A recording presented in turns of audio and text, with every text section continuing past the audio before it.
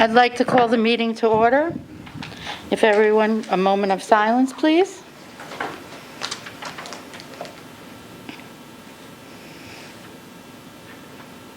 Please rise for the flag salute.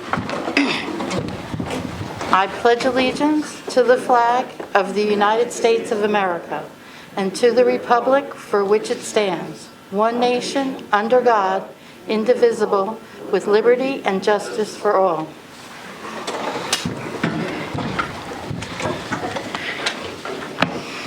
In accordance with the provisions of the Open Public Meetings Act, a public notice of this meeting has been sent to board members, all district schools, the Herald News, the Suburban Trends, the Record, the Messenger, West Milford Town Hall, the County Superintendent's Office, the Board Attorney, and Cablevision of Warwick, and posted in the Administration Building.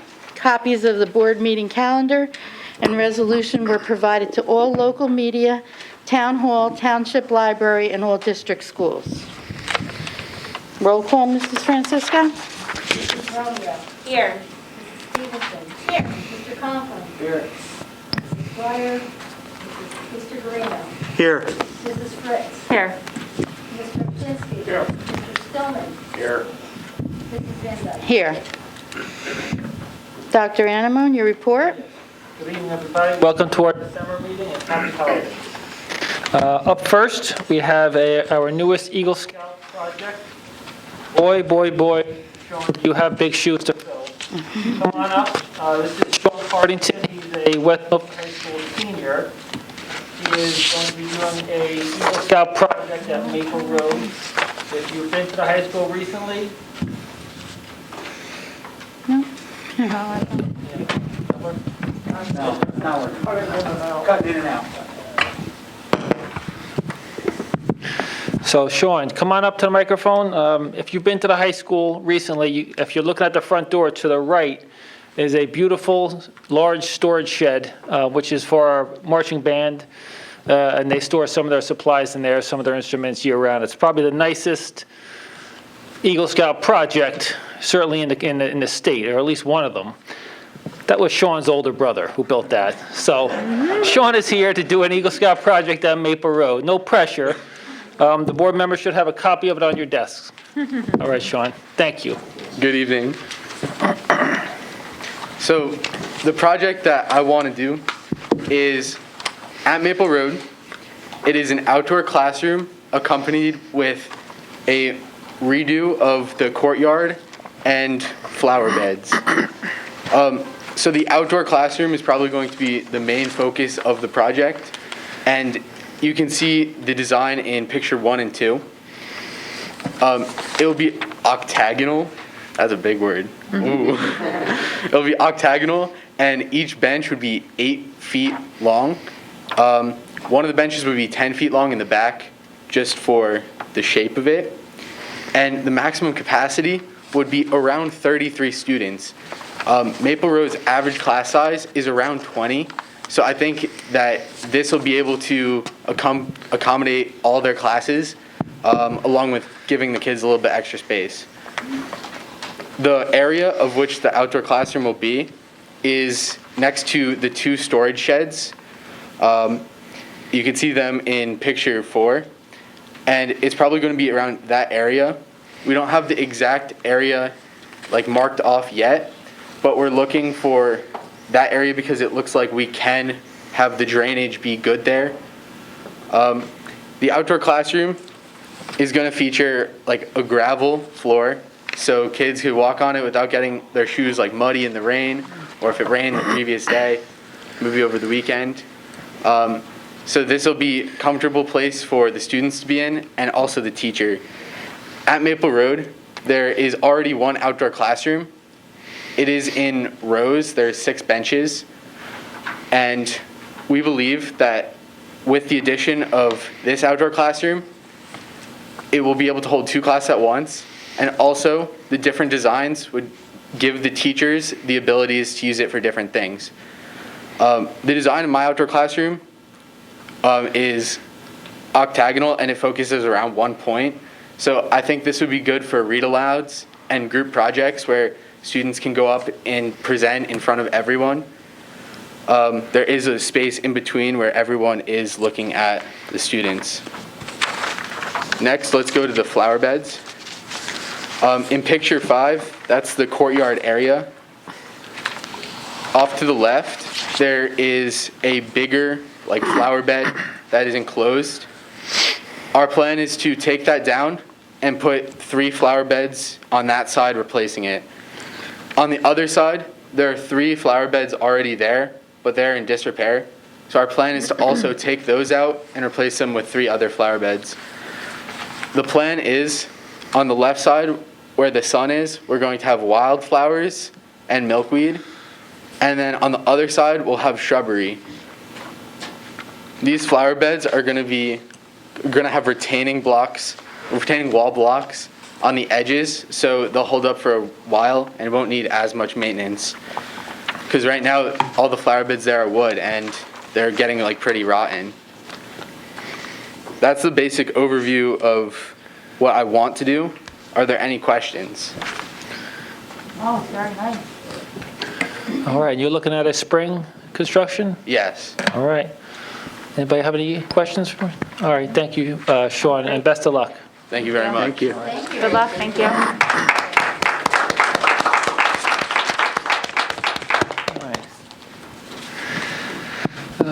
So our COVID-19 cases and our contact tracing. I just wanted to update the board and the community as to what we do for our contact tracing investigations and how it works, because we are involved with this every day, 7 days a week, literally 7 days a week.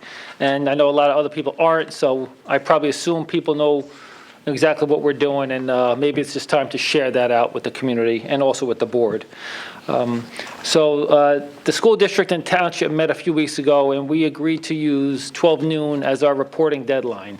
So any cases that come to us, lab-confirmed cases, not just I feel like I might have something, but lab-confirmed cases of COVID that get reported to the school district before 12 noon get reported that same day. Anything that comes in after noon will be reported the following day. So we're trying to match our numbers up that we're reporting with the township as equal as possible. So we started off by using the same exact timeline, 12 noon as a cutoff for that day's reporting. The numbers still don't always add up, because occasionally you have a 16-year-old male in West Milford that is reported on the mayor's daily report, but that student might be in a parochial school or a technical school, not on our report because he's not our student. Conversely, we could have a staff member of ours test positive. It gets reported by our district, but the staff member lives in another community, so it would not be on Mayor Dale's report that same day. So if you match them up day by day, there's still going to be some discrepancies. And sometimes we are off by a day early or a day late. So that does happen. They will not always match, but they'll match pretty much. So when we send our notice out in the afternoon, usually 4 or 5 o'clock in the afternoon, that's after we've done our investigation and our phone calls home. So if you're receiving an email that says there was 1 confirmed case in our district today, if you have not already received a phone call, that means your child was not a close contact. So if you're getting a letter, but you have not received a phone call already, that means your child was not a close contact. So all our phone calls are made prior to sending that notice home, which is why some days it goes out at 3 o'clock, and other days it goes out at 5 o'clock. We have a easy time communicating with some parents and a much more difficult time getting in touch on other days. So it's not a set time that we send that home, but it's usually in the late afternoon. And lastly, this is an old document. So about a week or two, maybe a week and a half ago, the CDC changed some of their quarantining guidelines. The New Jersey Department of Health has not yet made changes to their guidelines. So we are following this document here, which the board members have. It's on the back table for anybody here. It's also on the Department of Health website. This is the document we're working off of until the Department of Health makes a change. They usually do tie in their reporting with the CDC a week or so later. They have not yet done so. It's been about a week and a half already, so I'm not sure what the holdup is. And maybe they just don't change it, I don't know, or maybe they change it tomorrow. But for now, we're using this document here. Dr. McQuaid, can you just expand on that a little bit? The only other thing I wanted to add to that is just that the information that we did get from the Passaic County Health Department, and just so that everybody's aware, West Milford doesn't have a current local health department, so West Milford Township is contracted with the Passaic County Health Department, so that's why when we reference that, that's who we work very closely with. They informed us that they're still using the 14 days of last exposure due to the fact of New Jersey numbers. They still feel that it's better to stay with the 14 than to reduce it with the CDC. So we anticipate that they will make a change, but that's kind of the rationale they put in recent information to us as to why they're not doing that. Our nurses have been working like really closely with getting that information and helping to conduct those contact tracing investigations, as well as our principals, our administration team, and our pandemic response team. So we're working really closely with all of those parties to be able to, even if we don't announce it in a notification, but that we start the contact tracing investigation so that we're ready to go ahead of time. And really letting the families know, this way they are aware of the child with a close contact, or staff members. Okay. All right. Anybody have any questions on our contact tracing, or? Okay. So I just want, you're in contact with the doctor from State County Department of Health who is advising us on how to move forward, right? Yes, exactly, Mr. Grino. So we reach out to Dr. Mugil is her name, and then she has also 2 county nurses that we work closely with. But then all of the information that we find in our contact tracing investigation, we're then sharing with the health department, and then they're also advising us, like, yes, that's accurate, or these individuals that would make sense to be quarantined. Anyone that's questionable will ask. Oftentimes they will say to, have those students or staff members excluded for the period of time. I have a question. If a student today contacts their teacher and says, I just got my COVID results back today on a Tuesday and they're positive, but they took their test on Saturday or Friday, and they were in school, they took their test on Saturday, let's say, and they were in school on Thursday and Friday. What happens? Can you explain that real quickly? Yeah, so that's a really good question, because we do have several students that self-report to their teachers as the first person, and oftentimes some of the staff may think, or the other students may think that we already know about it, but we don't. So those teachers, what they've been doing is then immediately forwarding that over to the building principals, and then the principals get the nurse and myself involved to be able to obviously reach out to the family. It's usually the school nurse that reaches out to the family to find out, is the story accurate? Did they go for a test? What's the timeline? And then we go by the information that the parent provides us. What we've been advised from the health department is to see a copy of that lab report, whatever that test was that was done, and then we share that with the health department, and the health department then kind of advises us from there. Now, the Camp Hope testing, I don't have to check with the health department. That's considered the vault that parents get the test from. That's an automatic. You can start shutting down your close contacts.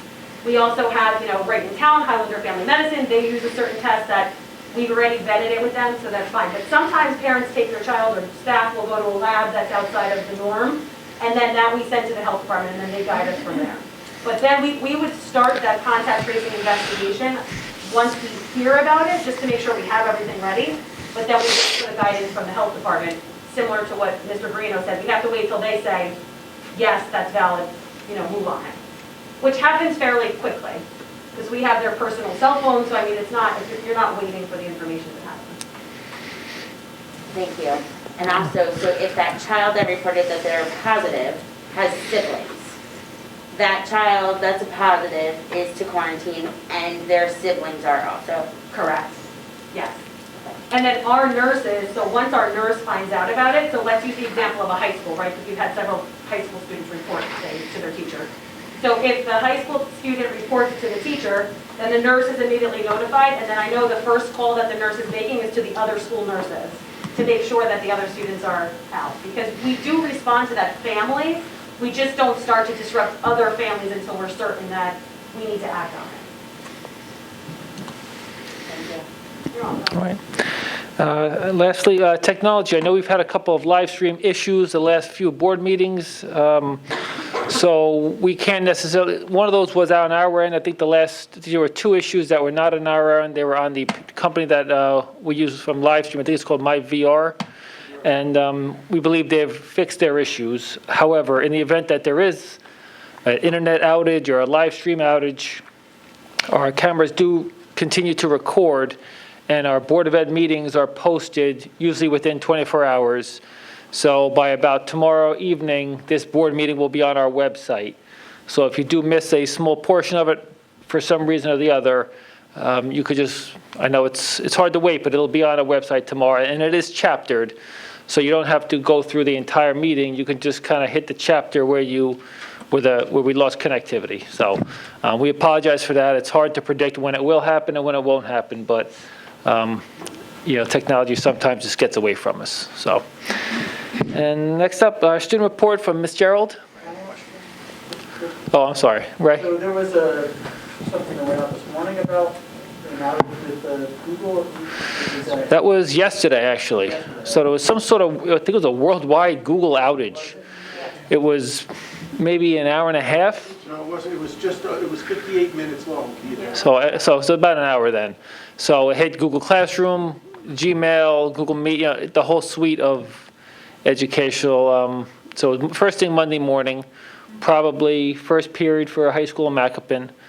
I don't think the elementaries were affected. We were up and running probably before their kids got to school.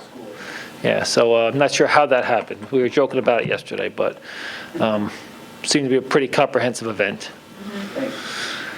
Okay, Ms. Gerald? Hello, and thank you again for allowing me to speak. As most of you know, my name's Amanda Gerald, and I'm West Milford Student Council President and Student Representative. Not too much has happened in December, so I don't have too much to say today, but in order to try and instill a bit of holiday cheer, we are holding a Spirit Week at the high school. Holiday music is being played in the cafeteria, and we have planned each day. Yesterday was PJ Day, where we encouraged students and teachers to wear their warm and comfortable PJs. Today was Holiday Hat Day, so everyone could show off their spirit and favorite headgear. Everything from antlers to top hats were worn as well, and of course, plenty of Santa hats. Tomorrow is Ugly Sweater Day, and we wish for all students, virtual and hybrid, to take pictures in their apparel and email it to Ms. Metcalf for the yearbook, especially seniors. Thursday is our Blizzard Day, so everyone, we encourage to wear white. Friday is Holiday Color Day, and so you can wear red, green, blue, whatever you want. Teachers are also encouraged to help bring the holiday cheer into the halls by decorating their doors. There are no sports as of now, but we look forward to starting the virtual workouts and getting next season started in January. And thank you for allowing me to speak tonight. We're working hard to keep our spirits up and Highlander pride and character strong. Thank you. Hey, amazing foresight by the students of the high school to call Thursday Blizzard Day. Yeah. Thank you guys for that. Yeah. Impressive. Okay. Yep.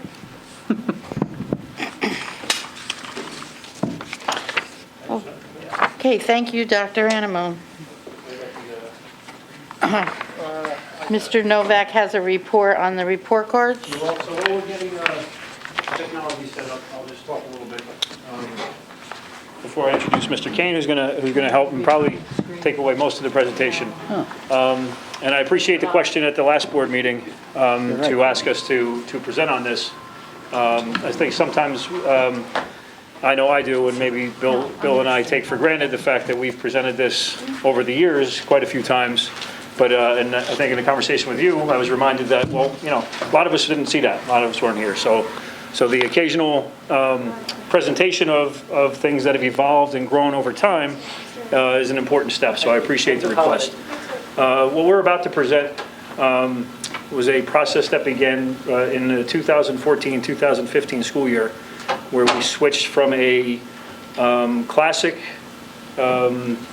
elementary report card. When I use the word classic, I mean very few items on a report card, had no reflection for independent reading, had no reflection for current learning standards. It was a dated report card model.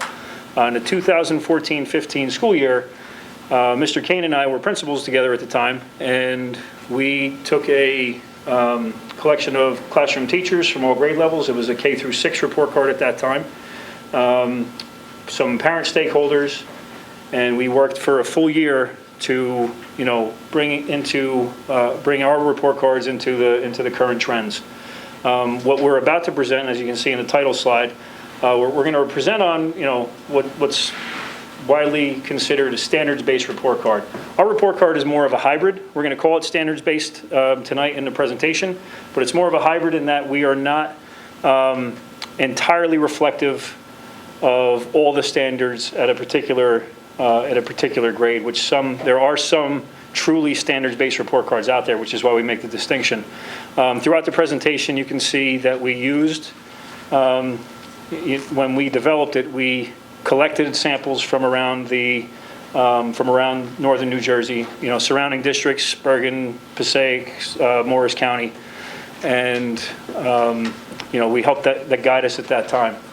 The reason I'm talking about 2014, 2015 is that because we left a few items incomplete at that time. One of the goals of that process was to, change our K-6 report cards into the hybrid model, which is relatively reflective of a standards-based report card, and also move our students away from the letters A through F scale, and move them more towards a reflection of student progress, rather a reflection of summative evaluations. What's the grade you got at the end? These report cards are more about the progress throughout and during. So that was our goal. At that time, when we met with community stakeholders, it was a mixed sort of tone in the community and with staff and with administration, to be honest with you. I think that as a group, if you agree, the group was mixed on what we were going to do with the 4th and 5th grade report card, 4th, 5th, and 6th grade report card as preparing students for middle school and trending away from letter grades. At that point in time, 2014-15 was seen as maybe a little bit too progressive for the community at that time. Since then, our K through 2 students have used the scale of 1 through 4, which demonstrates the progress indicators that Mr. Kane's going to talk about in the presentation. And our 3rd through 6th remained in the A through F traditional letter scale. Over the years, we have kept that original report card committee intact. I mean, they're going on a long time with us now, that committee. And Mr. Kane has led it with Dr. Swartz and a few other administrators, Mrs. West, Colleen Weiss-Magicic, a few of our supervisors, administrators, and a large collection of our teaching staff have stayed together, and have been troubleshooting little things over the years. As we grow and develop in our language arts and our math program, we have these discussions throughout about at what point in the year certain things should happen. So some of the discussions that have been, keeping us going from that point in time when we started have been basically looking at the report card, determining, is this a fair standard to be assessing at this point in time in first marking period, or is this something that we should hold off on and use in the second marking period, et cetera, which is why a parent might see, and you'll see in the sample, shaded categories that might not be scored in the first marking period or second marking period, but will be scored or assessed in the third and the fourth marking period. So those are the little conversations and nuances that this report card committee has had over the years. Most recently, within the last couple of years, we had some great conversations coming out of Ed Committee about at what point are we going to take that next step toward trending away from the traditional letter grade. And to our surprise, that group that we grew with from 2014-15 had a different tone about letter grades. And I think it was a nice learning process for us as an administrative team, a nice learning process for our staff to kind of take a look at the world around us and see what, the types of assessments we're using now are better reflected in a progress indicator rather than a summative letter grade score. For example, using our readers and writers notebooks, they lend themselves to, student progress, daily progress assessment, rather than a comprehension test at the end of a book or at the end of a unit. So our assessment tool is now ready to catch up with our teaching strategies in the classroom. So I think that is where we are at now. We made the decision last year to move forward with that progress. And then thinking about transition, we thought it would be best to sort of wean the community in slowly. So our current K through 2 population have had standards-based report cards, hybrid report cards with progress indicators. And now we are going to bring it to what we have, brought it to our 3rd grade class, and our parents will see that for the first time next Wednesday when we send home those report cards. It is our intention to continue that trend, and that this particular cohort of students who are now in 3rd grade, this progress indicator process will follow them forward, and that when they become 4th grade students, they will have progress indicators rather than letter grades, and then so forth in 5th grade. So we're rolling out a 3-year progress. We're in year one of the process, and then this cohort will complete it with K-5. This was also another reason why many of us were so supportive with the moving our 6th grade students to the middle school, was because this lends itself to a more of an elementary environment. 6th graders are going to continue to get the traditional letter grades, getting them prepared for, upper grades in the middle school and then into the high school. So without further ado, Mr. Kane's going to walk us through Thank you, Mr. this Novak. process. So Mr. Novak and I have been working with the report card committee for about 5 years now, and a lot of what you're going to see tonight have been things that we've been talking about since the beginning of this process. So we had short-term and long-term goals, and the theme that I keep coming back to as I was preparing for this presentation is about progress. We really want to promote progress in our elementary students, and we also want to communicate that progress to our parents. And I feel like the standards-based report cards, through their progress indicators, do that best. So we're going to give you a little kind of background on what standards-based report cards are. A little history. Can you do me, before you get going, can you just move off a little bit so that they can see it? They're Which way you filming want me from to go? right This way or behind this you. way? This way? Doesn't matter. I'm good this way. We good? You good? Excellent. So my bald head wasn't good shot? All right. So we're going to give you a little history about, a little background on what standards-based report cards are, a little history Mr. Novak touched on, about the kind of the origin of the whole process, and then we'll kind of go into where we are with the report cards right now. So what is a standards-based report card? Okay, it informs about a student's progress, provides detailed feedback to parents, and ensures consistent expectations across the district aligned with state standards.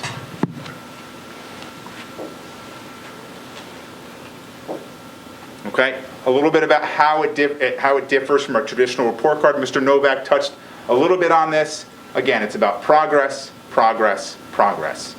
Okay, a standards-based report card shows student progress towards specific expectations. Those proficiency level indicators are given based on academic performance, and then that highest proficiency level is given for not only meeting expectations, but exceeding grade level expectations. All right, so it's showing students' growth along the continuum, even exceeding those state and district grade level expectations.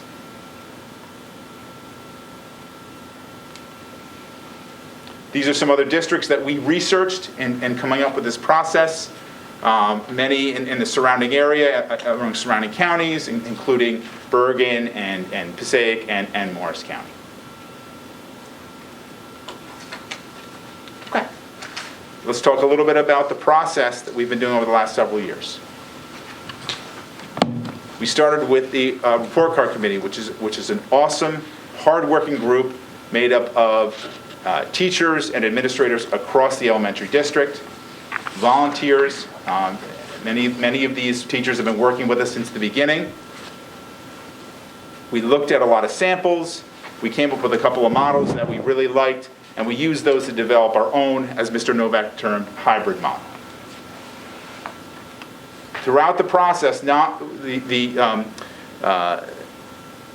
report card committee was not working in isolation. They continued to get feedback from their grade level colleagues in their home schools and throughout the district. Our committee continued to work. We've developed a format for our report cards with the support of administration and supervisors, and we developed those grade levels indicators and behaviors, which you'll see in just a minute. We solicited community feedback. Parent committees were formed. It was originally presented to the Board of Education Committee, and it was presented at a Board of Ed meetings, all along this process over the last 5 years.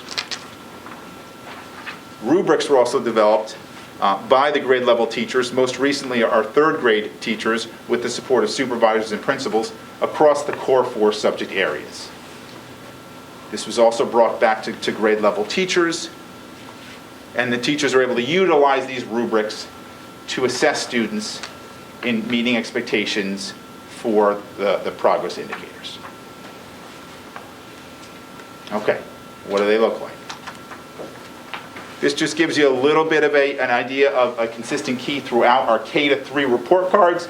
If you look at the top left, those are the academic progress levels, 1 through 4. And 4, as I mentioned before, is exceeding grade level standards. But really, that level 3 is really what our teachers are pushing our students for, is meeting grade level expectations across all these key progress indicators. I'll show you just a little sample of all of our K-3 report cards so you see the commonality and the consistency and continuity throughout. You see we've transitioned recently to trimesters as well, which are also reflective of our assessment practices in the classroom. Here's the grade 1 report card. Looks similar to the K1. Grade 2 as well. And then in continuing in that fashion, we have the grade 3 report card, which reflects that standards-based model, the trimesters, and those progress indicators under these subject area headings. I'm going to zoom in on our ELA indicators. Okay, you notice we have our independent reading level, which is consistent throughout our K-5 report cards. And then, as Mr. Novak said, these are not the specific standards, but they are taken from the standards and based specifically in grade level standards in reading, writing, listening, and speaking.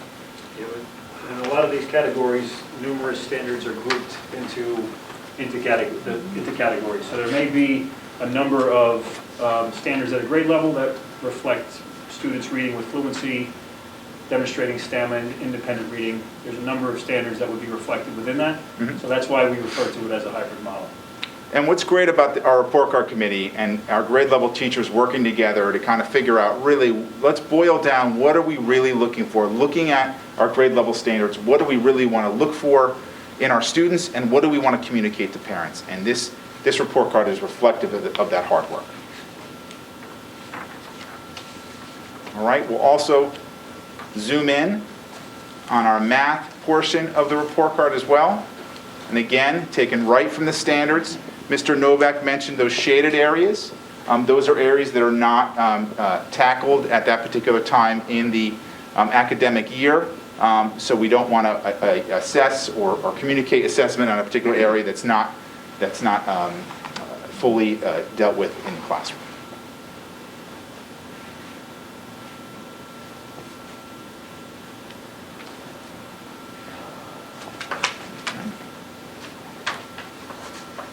Some additional information. All right, this is a big piece, and this is when we first transitioned to K2, this was a big kind of selling point for our parents. I don't think this is going to, because our parents had experience at the K2 level. I was actually explaining to a neighbor of mine who has a third grader what I was doing tonight, and I was explaining kind of how the proficiency levels, and it was just, he understood exactly what I was talking about. If we were going to have that conversation about 5 years ago, I think we would have had a harder sell on that. But having children go through the K-2 model, you know exactly what we're talking about. And we just want to make sure that the parents are aware that they're not compatible to traditional letter grades. For instance, a 4 does not equal an A, and a 3 does not equal a B, and so on and so forth. And we had a lot of those types of conversations early on in this transition. As we go to the 3rd grade, I don't think we'll be having those conversations. And then the big thing is that level 3 is meeting grade level standards, right? Where if a student gets a 3, they're doing a good job. They're meeting their standards, and we want to make sure parents are aware of that. And then finally, we will post samples of these report cards, specifically the grade 3 standards-based report card on the district website. All right. Any questions from the board? Yeah. So the independent reading level, was previously, we saw the font submittal levels. Yes. Is that what we currently will see, or will it be the 1, 2, 3, 4? The Fonda Pinel levels. Yes. Very good question. So independent reading levels is the F&P level. Okay, and will the parents be given some kind of range, you know, in 2nd grade, they should be between a J and a M? And generally, that's parents have those conversations at conferences. Yes. Gotcha. Okay. And then my other question is more for Mr. Novak. Would you say that this is going to be ever changing? Are we going to look more towards going fully standard, or are we going to stay with this hybrid model as we go through more, you know, years? Sure. Like looking at the future. Yeah, no, I would say it's ever changing. You know, as state standards change and develop, like we've never disbanded the report card committee. You know, I think those people, they didn't realize it was a lifelong process. You know, 2014-15 group we pulled together, and now they get an email once in a while, hey, it's time to get the band back together again.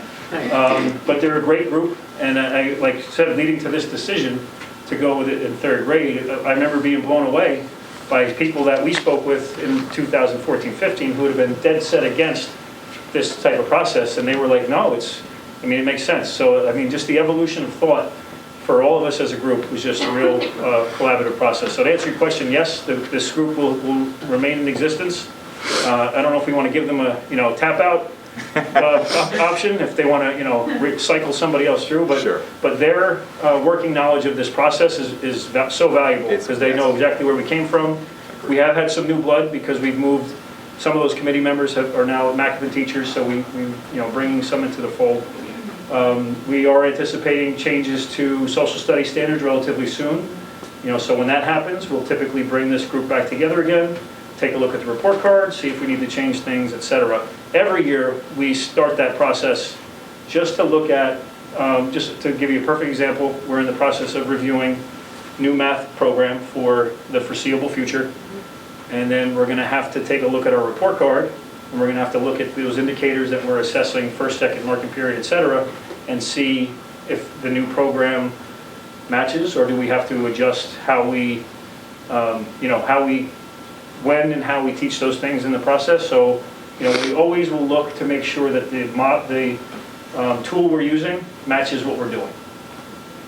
And then my last question is, looking at this in the trimesters, trimester 1, 2, and 3, a child could foreseeably be a 3 throughout their year in 3rd grade without much movement because they're meeting the standard across the year. Correct. Correct.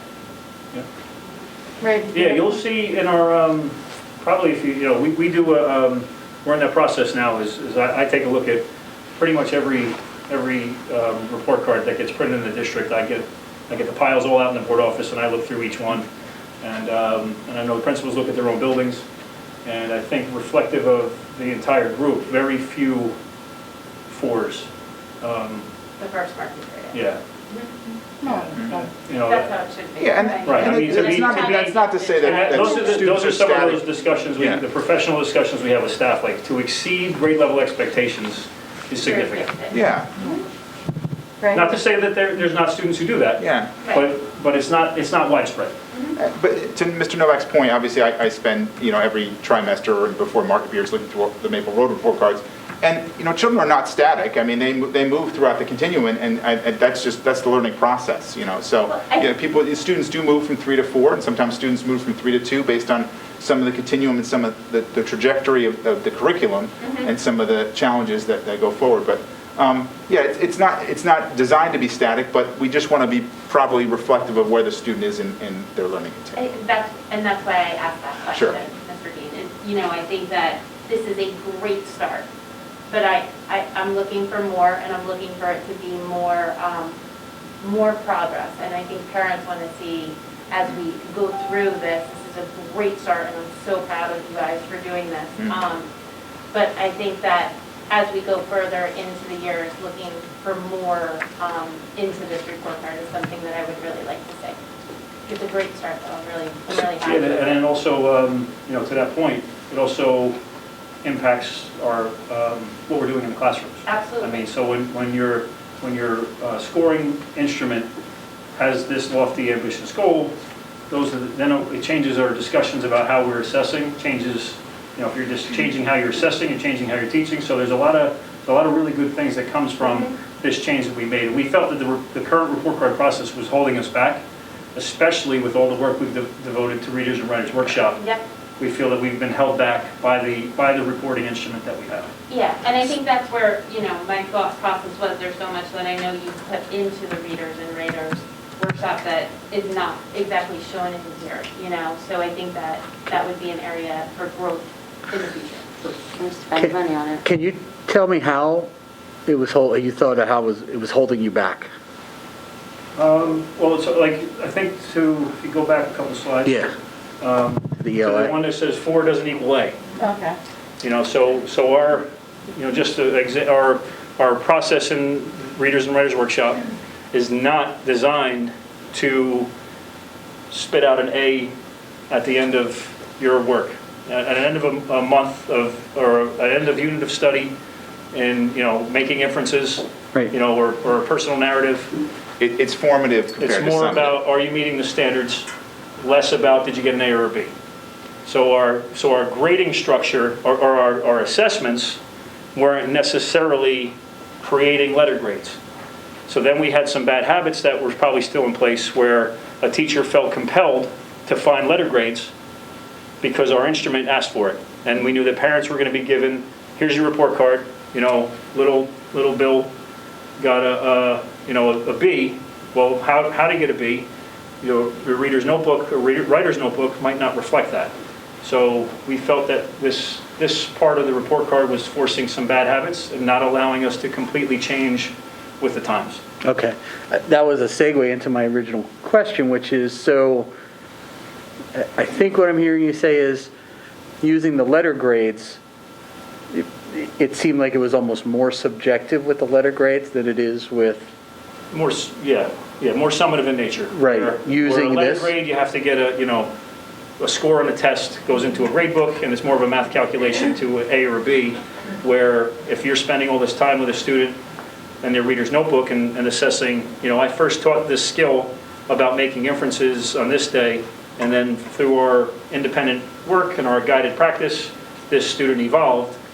On October 1st, they may have been a 2 and approaching standards, but around now, report card time, they have met the standard. If that student was collecting C's, all along, there's a lot of connotation that comes with getting C's and D's in a third grade setting when we're just talking about a skill that these kids are just being exposed to. Mm-hmm. So like I said, our assessments didn't match our tool. Mm-hmm. So I guess my question would be too, in conferences this year, because we're trimester, this is new. So what was the feedback? Did we get feedback from the parents first about the trimesters, and then I guess it would be the third grade level, right, where they're experiencing this? What kind of feedback did we get? Are the parents, you're saying that the players were on board as far as the people on the committee, but what about parents now that they're seeing trimesters? Well, our staff, our staff did a good job at conference time to, talk about the changes to the report card. I believe as a component of our back to school night, our virtual back to school night presentations, in third grade especially. Because K and 1 and 2, this has been the deal. Mm-hmm. But I think the nice part about our process is that the students coming into third grade have already had this kind of process. So they were familiar with the grading, they were familiar with the process. If we just threw it on a 4th or 5th grade without a previous year, then we would have had more of I guess, a learning curve or more of a parent communication piece. So at this point, I mean, the report cards are going out on Wednesday. I think after that, we'll be able to get a good gauge of feedback. I was interested in the trimester too, because the trimester kind of came upon them, and it definitely is a different way as a parent to be looking at your child and their progress. I mean, looking at this as a parent, you can clearly see where their weaknesses are and their strengths are, and I think it's definitely something that I'm glad to see that that's what we're doing. Looks good to me. Linda brings up a great point that I think as the kids age up too, being a parent of a fifth grader, it was a little, first time I've ever seen letter grades, right? I mean, I haven't seen A's and B's and C's and like letters haven't been a thing, but that was never communicated to me. I don't know how to, maybe that's something in transition, that a letter goes out at the end of the grade, after the third grade. What is it next? What does the fourth grade look like? What is it? Kind of some parent communication just in general. I'm so glad that you guys did this presentation. Thank you. I completely agree with Courtney, and I am all for a full standards-based report card.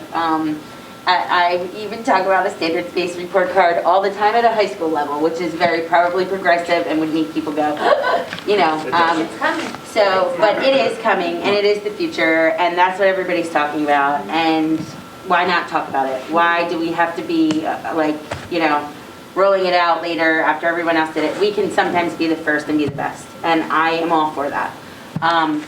You know, not tomorrow, but still. But anyway, I guess I just wanted to make a few comments. I fully support standard-based report card. I love this. I think it's great. I would like to just see a little bit more communication and understanding, not just at presentations, because not everybody gets to see these, you know. And I'm not sure how to do that or whatever. Maybe it's even a blog on the website. Maybe it's because I did see that in your presentation, and I love that idea that there's going to be some sample report cards on the website.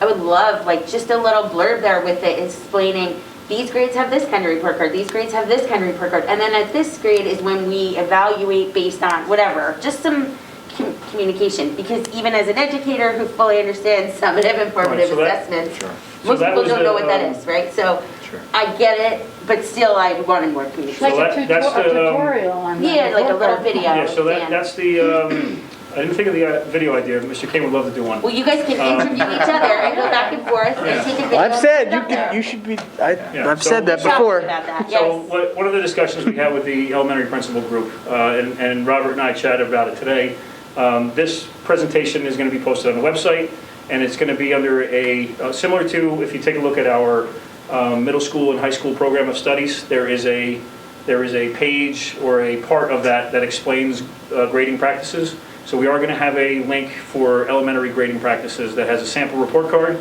at each grade level, and we'll have some descriptor about each grade. We also intend on I intend on including in that a description of what I explained to you tonight about this process going forward. So this third grade cohort of students, this process will follow them forward. So at the end of 22-23, we'll have a complete K-5 hybrid report card. I think it's really good, and what I agree with what Kate said. I think the information getting out there, and honestly, a little video on, people are very visual, and when they see something that they can just, even if it takes 5 minutes, if they look at it, oh, okay, my child's report card, now I understand. You can screencastify this. It's really like, Thank you. Bingo. Sure. There you go. Good job, though. Thank you so much. Bingo. Absolutely. All right, any other, thank you very much. thank you. Absolutely. Thank you, Mr. King. Absolutely, Mr. Novak.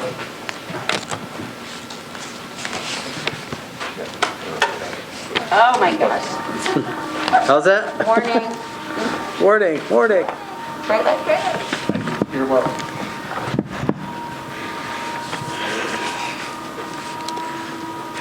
You going next? No.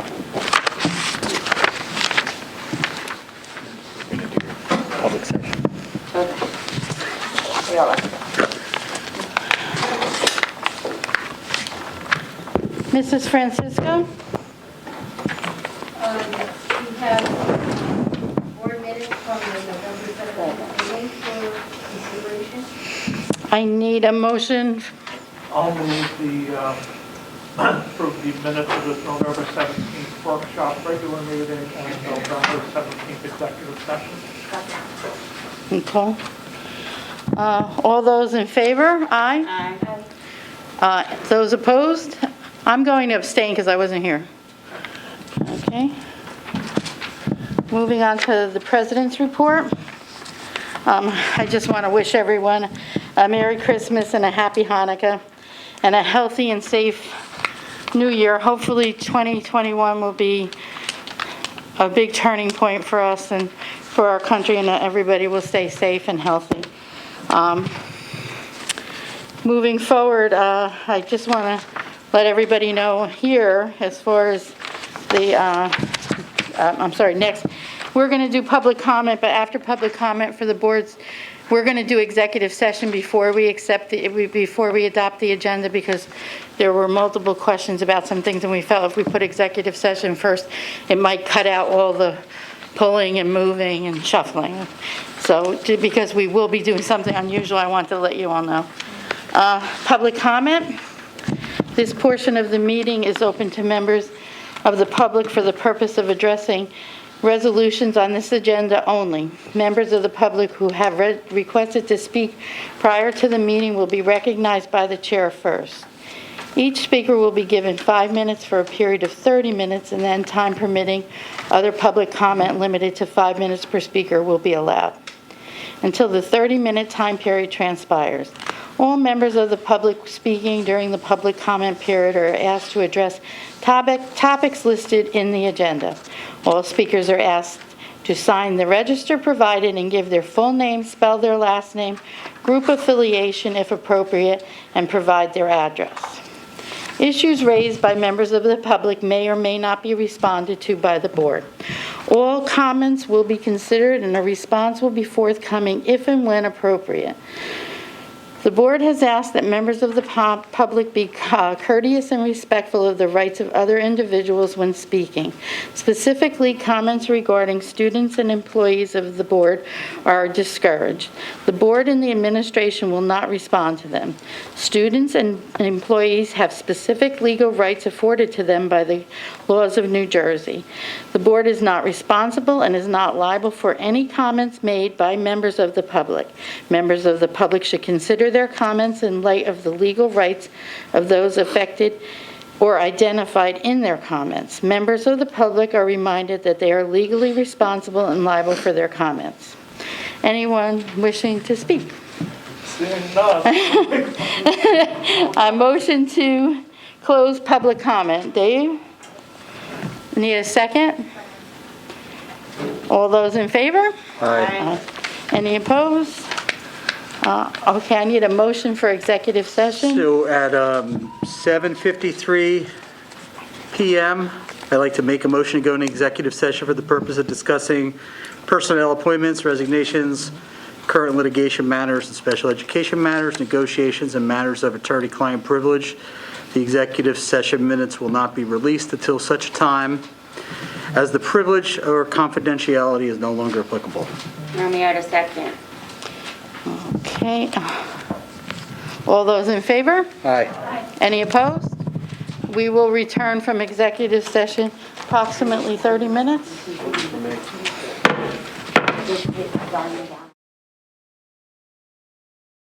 Roll call, please, Mrs. Francisco. Call the meeting back to order. Mr. Conklin? Here. Mrs. Fritz? Mrs. Serena? Mr. Ryan? Here. Mr. Oshinsky? Here. Mrs. Romeo? Here. Mrs. Stevenson? Here. Mr. Stillman? Yes. Mrs. Mendez? Here. All right, We and, need a motion just to... two minor edits. Okay. If you don't mind, on page 12, Personnel Student Affairs, numbers 54 and 55. We're going to add $200 per day. That's the rate for those two temporary transfers of assignments. 54 and 55 at a rate of $200 per day. Thank you.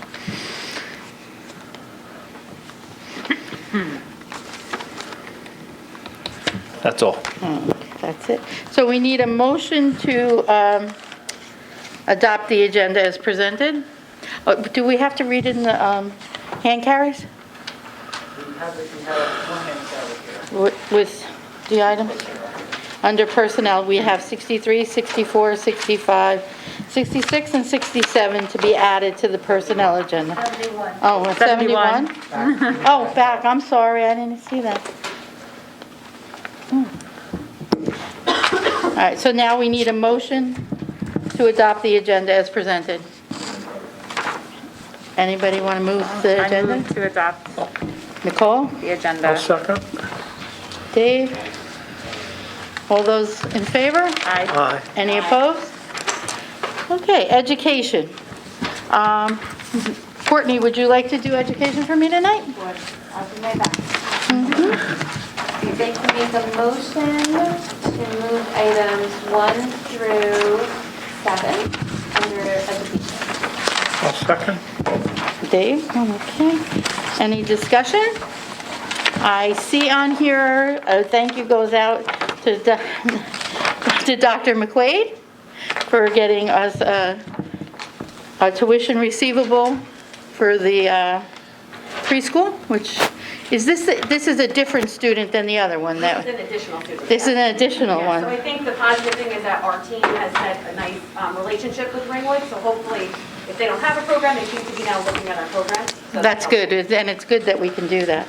So thank you, that's always good to see a positive coming into the district. Thank you. Any other discussion? Courtney? I just want to highlight the new courses that Mr. Novak presented at Education Committee. They seem wonderful, both of which I would be so interested in taking. So I think that having these courses in our schools is so exciting for our students, and I just wanted to highlight them and thank Mr. Novak for all of them. Okay. Anyone else? If not, Mrs. Francisco? Mr. Greeno. Yes. Mrs. Stevenson. Yes. Mr. Stillman. Yes. Mr. Finsky. Yes. Mrs. Romeo. Yes. Mr. Conklin. Yes. Mrs. Fritz. Yes. Mrs. Van Dyke. Yes. Okay, Mrs. Fritz, the personnel student affairs. You only have one or two there. Yeah, just a couple. I would like to move items 1 through 62, and then items number 63 through 71 on the hand carry, please. We need a second. Second? Okay, Courtney. Discussion? Anyone have any discussion with the items on the, under personnel? If not, roll call? Mrs. Fritz. Yes. Mrs. Stevenson. Yes. Mr. Greeno. No on 9 and yes on the rest? Mr. Finsky. Yes. Mrs. Romeo.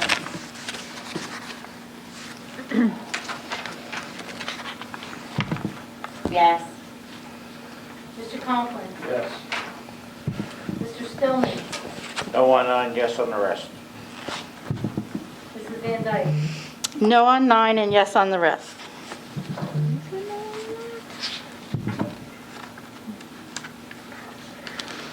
Okay, operations and finance, Mr. Guarino. All right. I'd like to make a motion to move 1 through 4 under operations and finance. I'll second that. Okay. Ray and Dave. Discussion? Ray? Yeah, so on number 3, I know we were hoping that it was going to be on the board member page. I didn't see it yet.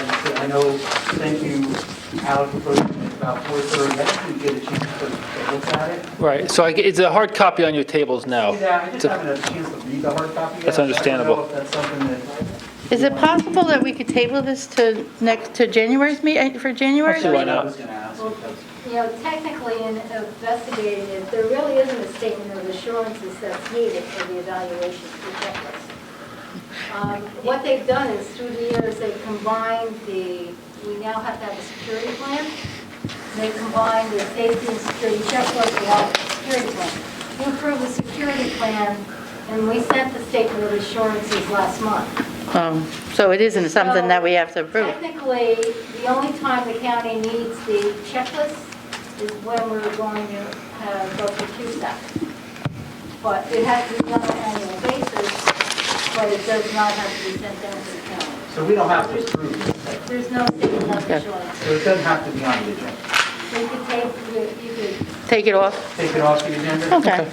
Because none of it, I mean, I didn't have a chance to read it Yeah, either. it was In this post- environment, I think, The board members page, it was not, it's on there now, but, so I brought hard copies, but I understand it's a lot to read, yeah, you know. So, right now, so so. I mean, We need to have just- excuse me, Andy, do we have to have a resolution to remove from the agenda, or just? You can if you table a motion, We can you'll never bring go, it back, yeah. it stays in limbo forever. Okay. So we need somebody to table, So I just want to make a motion to table number 3 then. I'll second that. okay. And is that just a voice vote? All those in favor? Aye. Any opposed?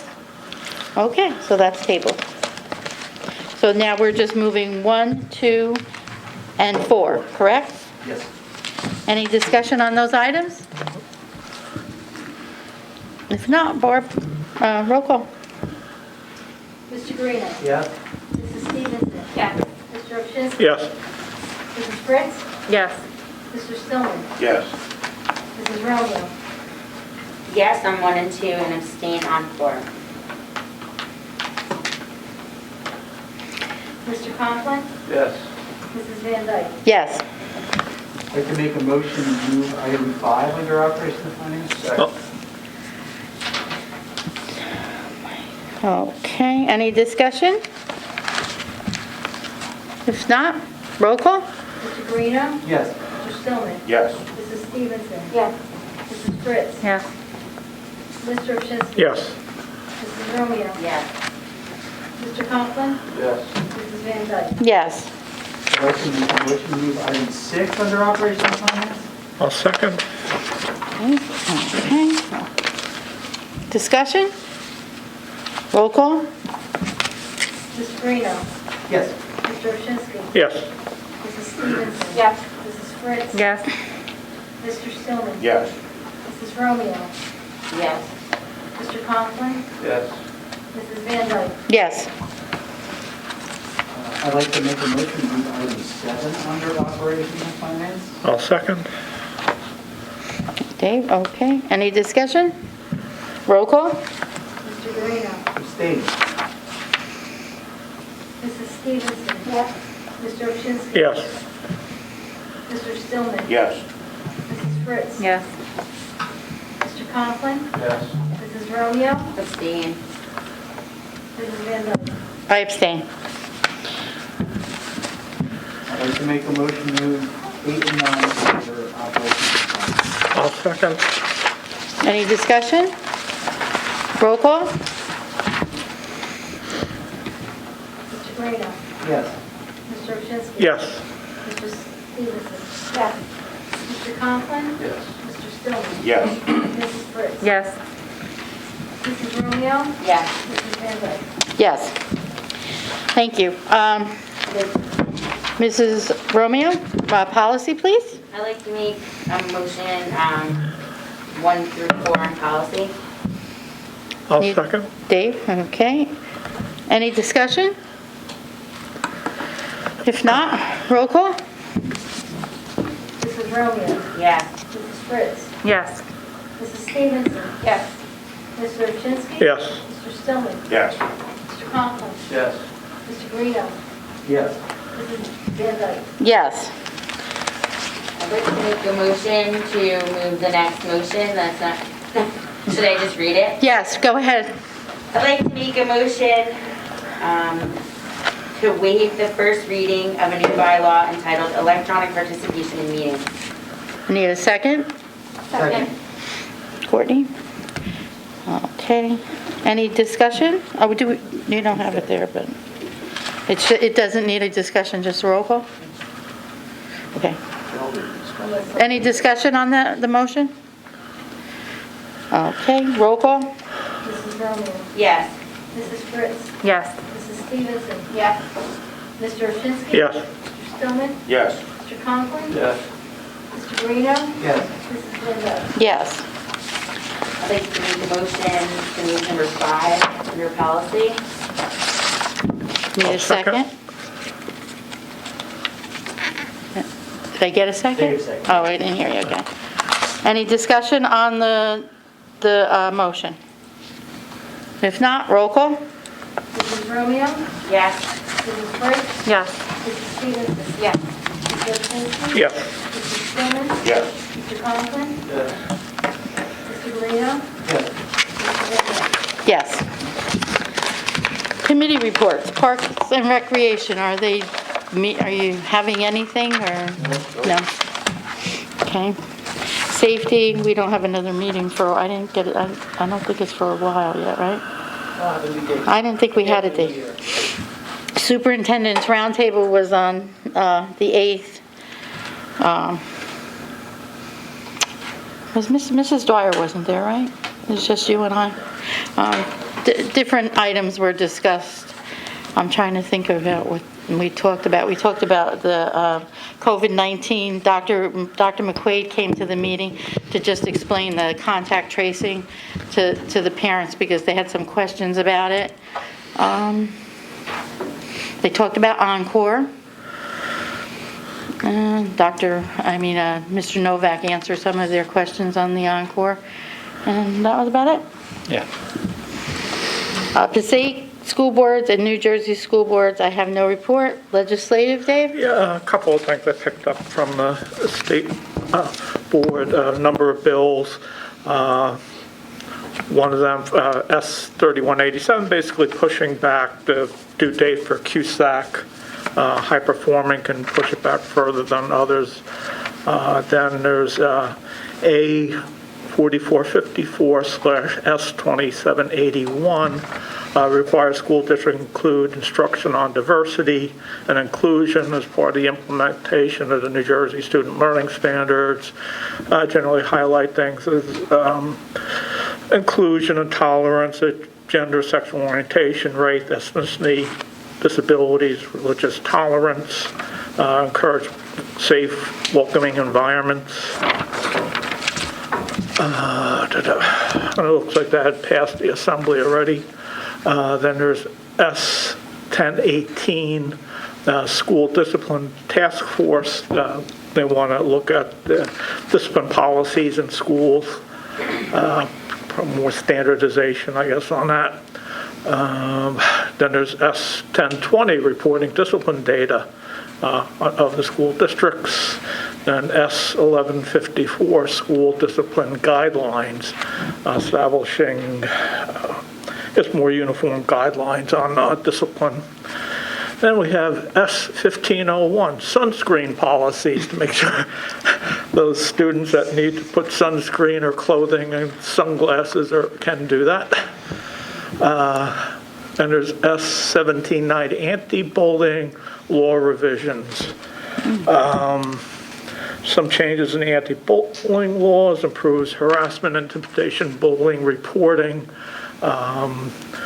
supportive school district climate, creating and funding the position of school climate state coordinator in the New Jersey Department of Education as a one-stop shop for HIB, probably information, probably a good thing. Preserving the board's role in HIB oversight, and requiring funding the bullying prevention fund to offer grants to school districts to provide training on HIB.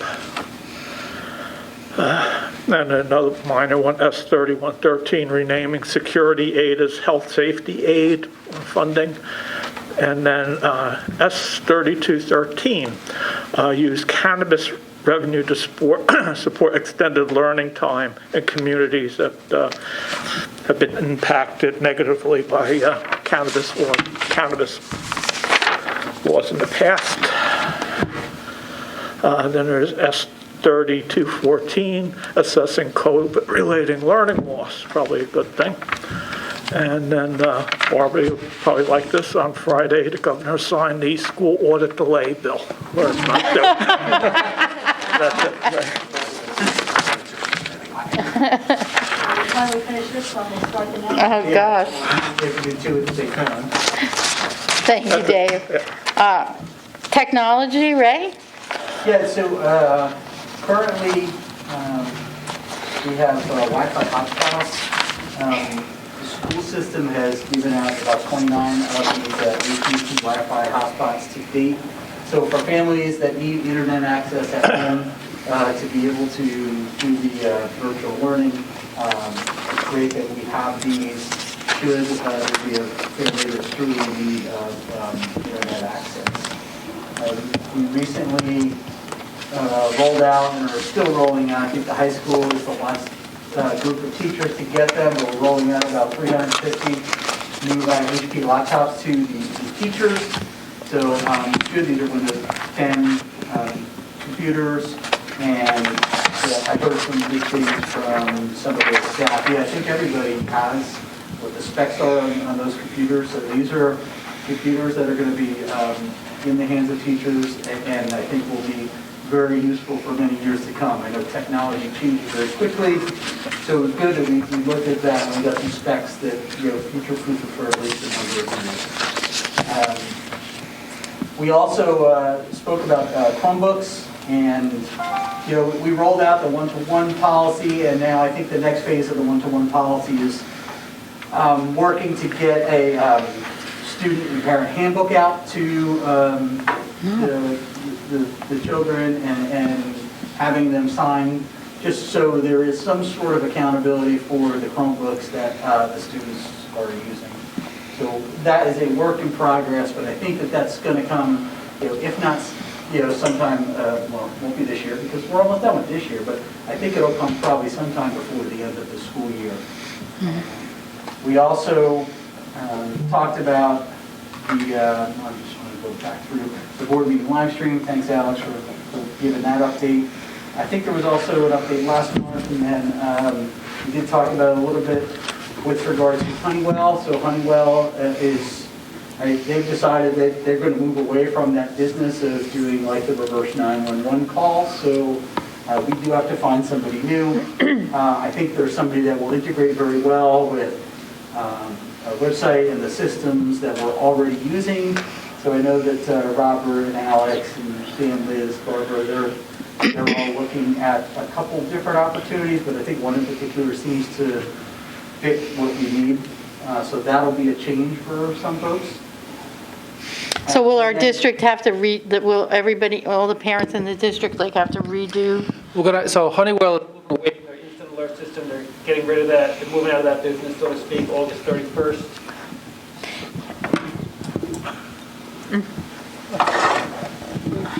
Okay, so Honeywell is moving away from their instant alert business on August 31st of 21. So for next school year, we need a new instant alert system. We have a couple companies we're looking into right now. We're hoping to have something that integrates with our real-time student information system, so we don't have to input the information, it'll just read it. And if we need to send a message to all third grade parents, it's already in the system. So what this means on the parent end, we're not sure yet. How do they opt into the system? How do they put their cell numbers in and what alerts they want to receive? We're not sure yet because we haven't selected a provider, but this will be the last year of Honeywell's per se, so more to follow. We'll have enough advance notice for the parents. They let us know, Honeywell let us know like in October maybe, so we've been looking at it since then. We'll have something in our budget for next year, and then it's just a matter of training ourselves and then training our staff and then our parents, so. So hopefully we'll have a new provider where, if there's not some overlap, we'll at least be able to maybe use this provider maybe towards the end of this year, so this way when we start the next school year, we should be able to roll into it so there won't be too much of a, right? Because think about this spring, that's a good transition time to be able to use a new provider. So that's my thought. And then we spoke about the website and some of the things that we can do differently with the website, social media, how maybe there's a better way to use social media platforms, and I think that's a work in progress, but I think the website, so many more parents would be able to go to the website if the website was providing them the information that they were looking for, and we all agreed that we can do better. with our website as far as the information that we provide. So, and the same is true with social media. I think that there's a way to showcase our schools, what we're doing in schools, the good things that they're doing beyond Twitter. Maybe it's showcasing some of those things on our website, highlighting a school for the week or a teacher for the week.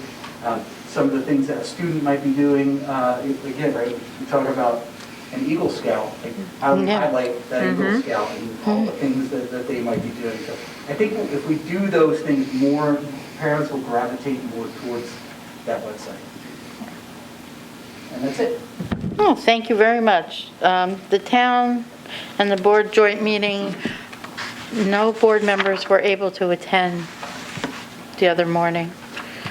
Barbara, you were there, and Alex, can you give me a report? The only thing that we discussed was the Hillcrest building. And we plan on discussing it next month. And we have to come up with another date for January. Okay.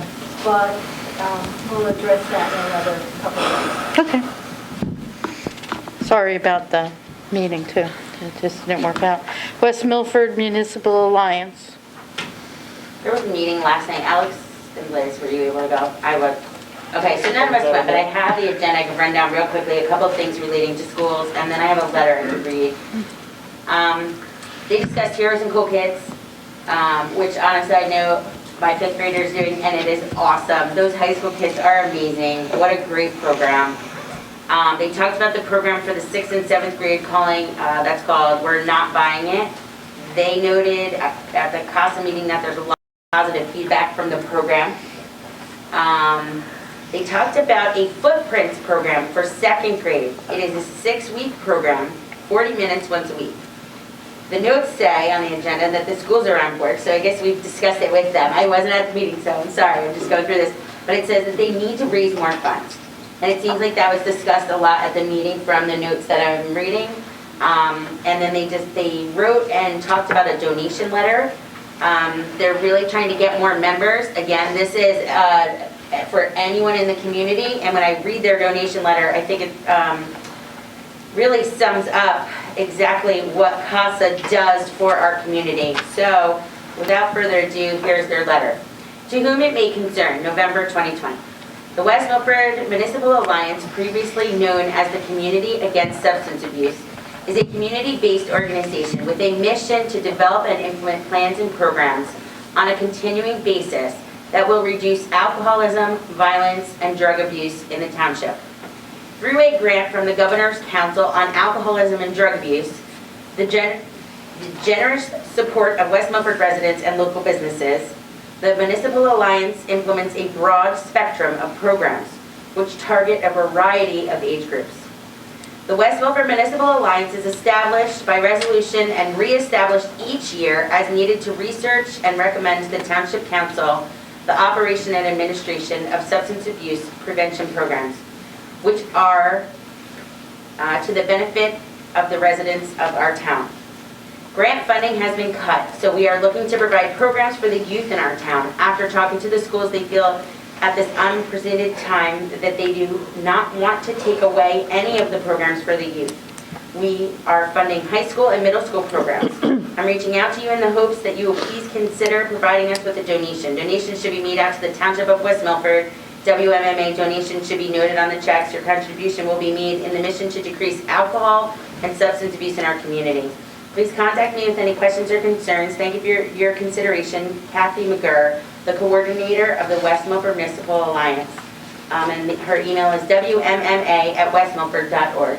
I thought that was really nice, so it seems I haven't, as none of us could attend last night, I'm not 100% sure what this is. I'm excited to find out more about it at the next meeting. But it seems like they're looking to start a new program with funds getting cut, looking to raise some money.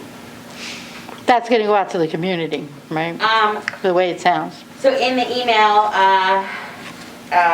she had a bunch of attachments. Another attachment was businesses of where to bring the letter. So I suppose they talked to people, but it could be anyone can.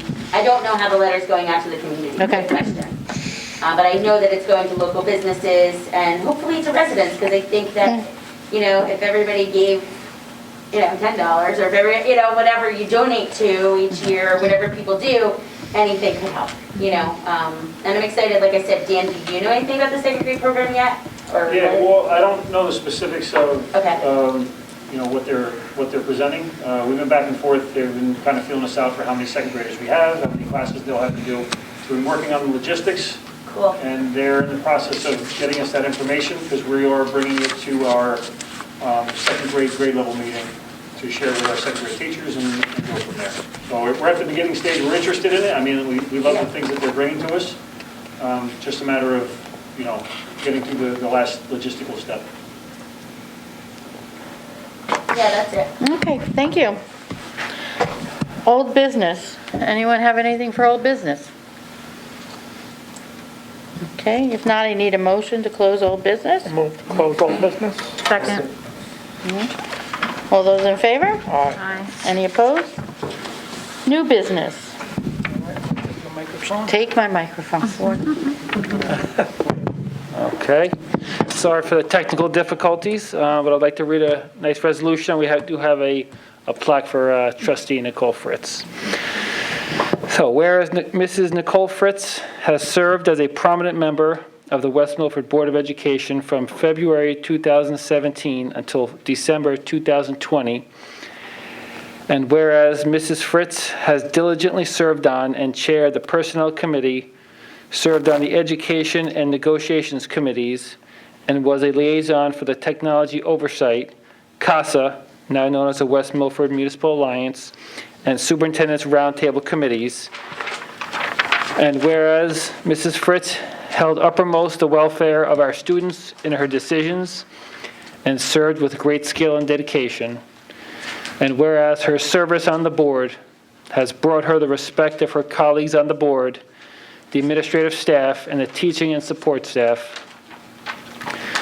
Now therefore be it resolved that the Board of Education, on behalf of the grateful community, publicly acknowledges and expresses its sincerest appreciation to Mrs. Fritz for her outstanding contributions to the West Milford Township Public School District.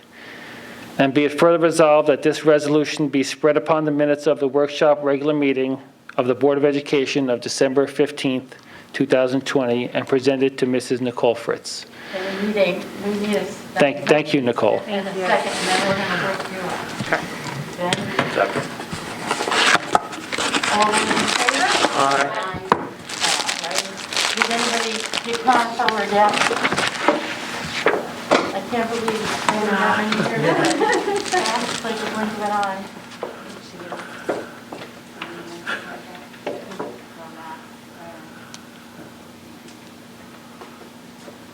New camera, Dan?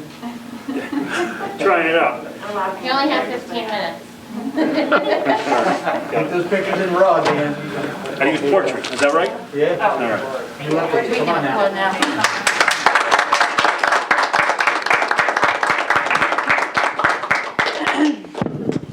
Nicole, would you like to say something? Sure. A couple notes. It's really hard to believe it's been almost 4 years.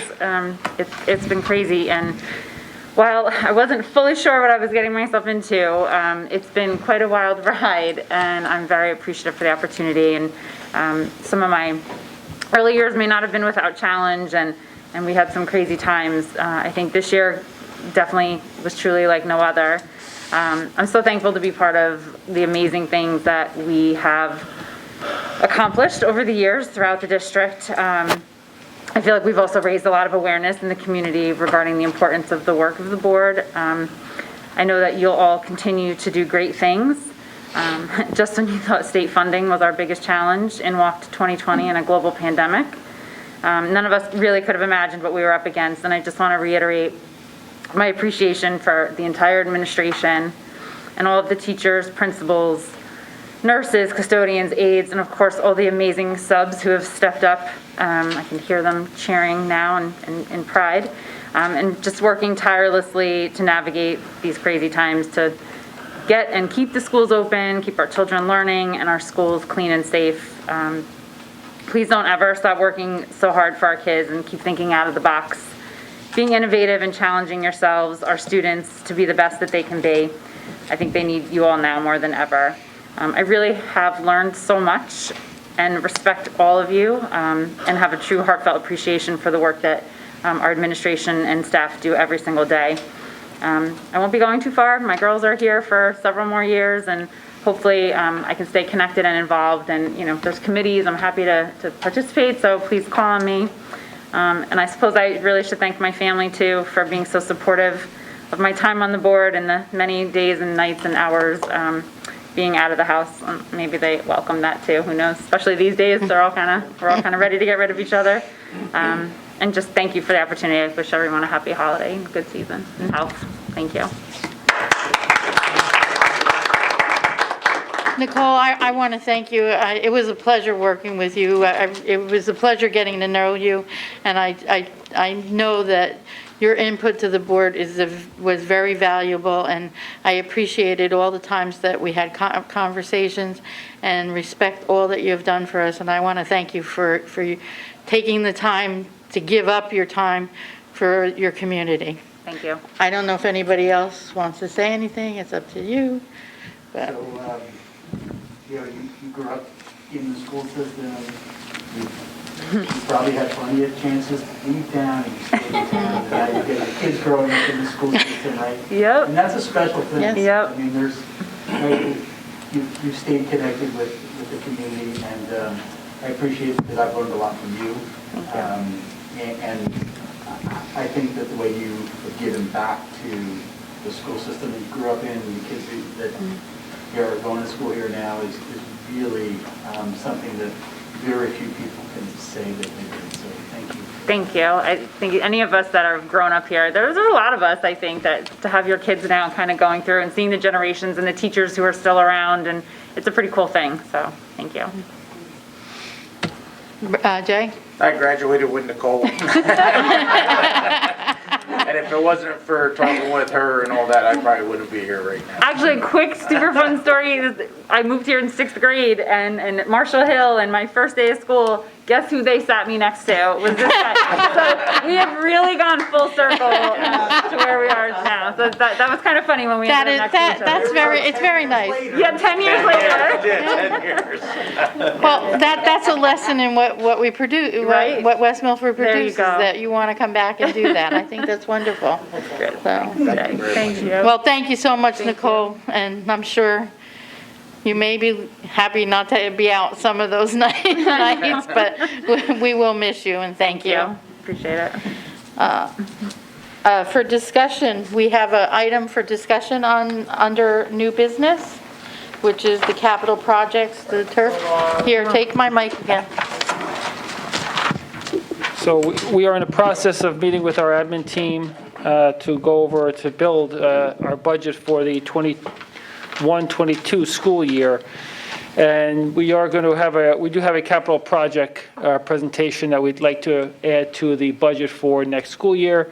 It is the turf field project. We have a couple of drawings. I think most of you have seen them already. We had a field turf draw up 2 options. One was at Kilgallen Field, which is the baseball field hockey field right outside of Westbrook School. The other is Daigo's Field, which is the field immediately behind Macapin School. So both have a lot of potential. Both are multi-purpose fields. So we wanted to just open this up now before we get too deep into the budget, because we've discussed it in operations and finance, but the rest of the board hasn't really had a chance to discuss it. So the Operations and Finance Committee, I think, and I don't want to speak for everybody, but it sounded like there was some support to put the field up at Daigo's Field behind Macapin School. There was some. Well, that's half the committee. So I guess.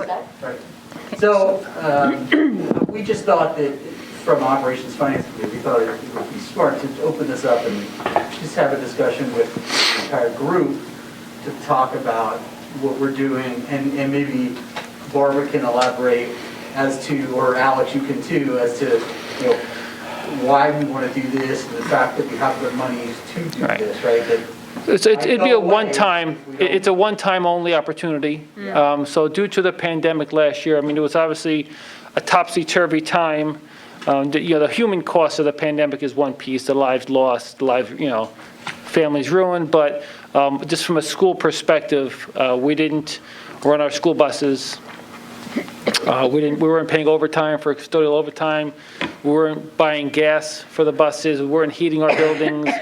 We weren't paying for a large number of subs. So there was a lot of small savings from March 15th to June 30th.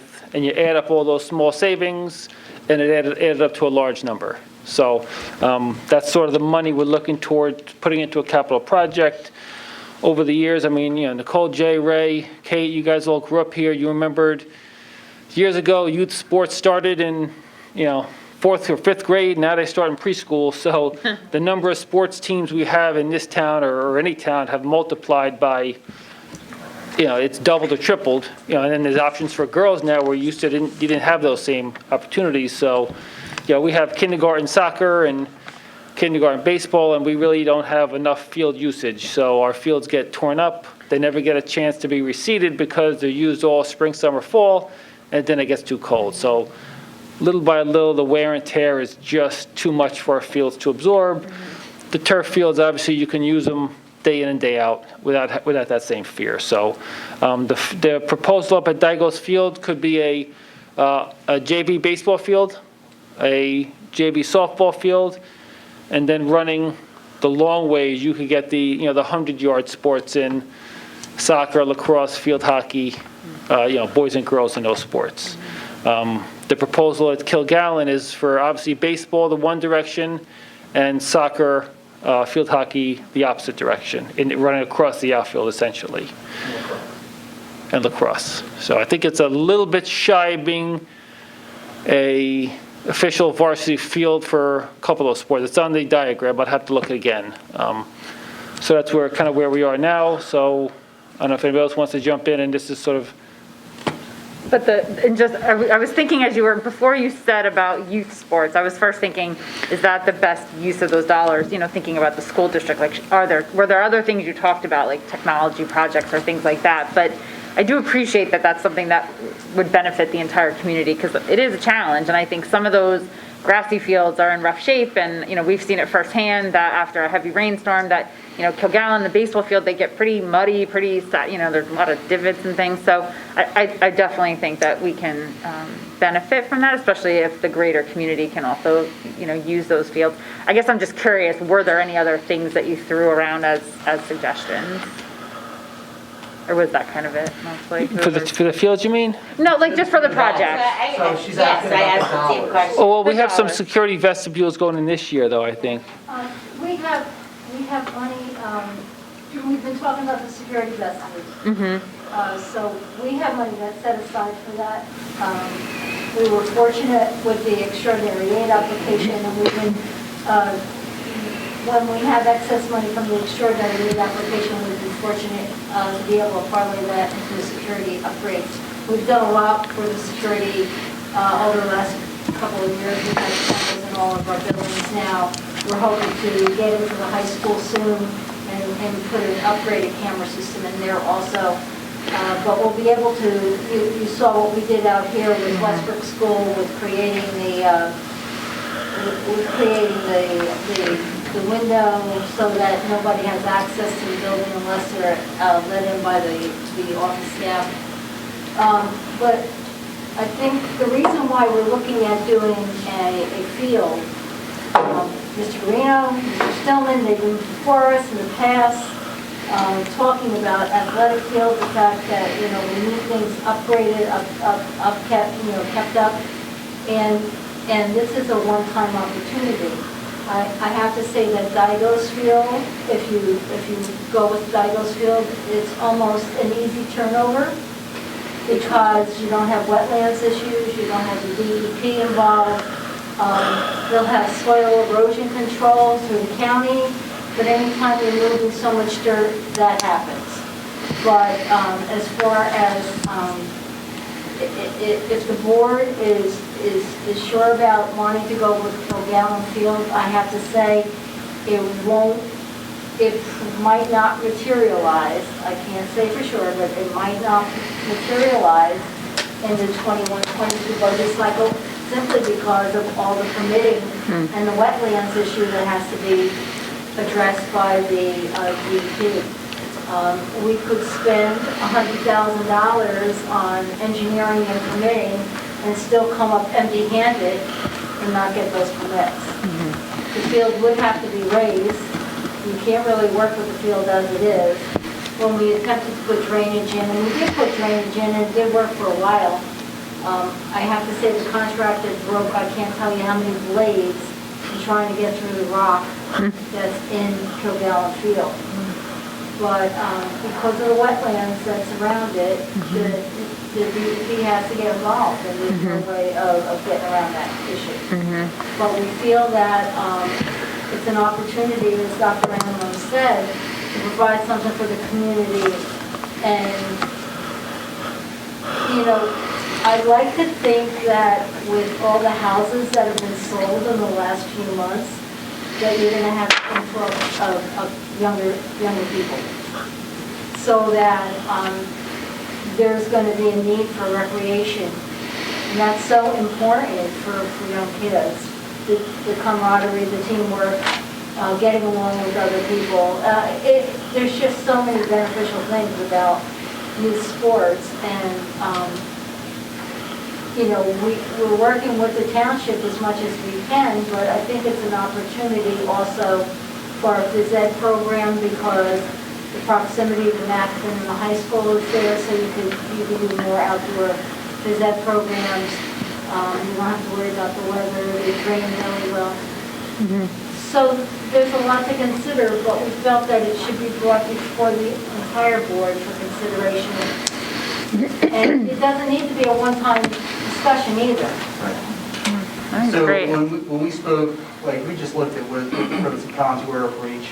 So one potential con is that, like, it might take some time for Kilgallen, and we're not, right, the money is only there for a finite period of time. So that goes. However, a pro is, if it went through, it actually would cost us less because there's already lights there. So we talked about, it's roughly, what was it, $150,000 difference or so? The engineering fee could be about $150,000. But don't forget the lights are going to have to be removed. So, well, and I know there was some conversation about whether the lights have to be And the removed. fencing. I don't know that they would have to be removed. I think maybe we have to change them out, maybe the LEDs. The flip side of Digo's field is it seems like it can be done a little bit quicker, but we would have to have a little more expense because I would like to see the lights up there. So whatever field we do, Yeah, for sure. I feel like we need to have lights there. So, and I think when they added some conduit last year when they, Right. part of the E-SIP, so there's some extra conduit up that way towards McCormick Field.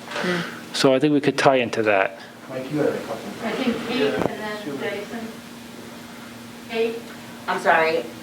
Nicole, I asked that exact question when I was in operations and finance, I believe, and it was my understanding that we were not using the entire, that other things were getting fixed that were already on the list.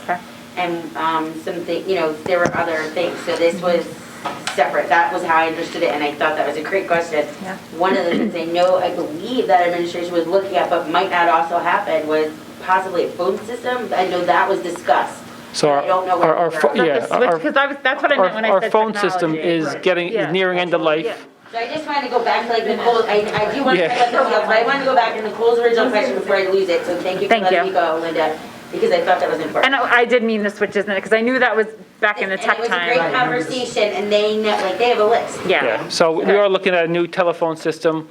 We're also looking at, we have cameras in 7 of our schools now. The high school cameras, they're probably end of life too. They're like hooking up to an old VCR kind of a thing. So we're looking at that.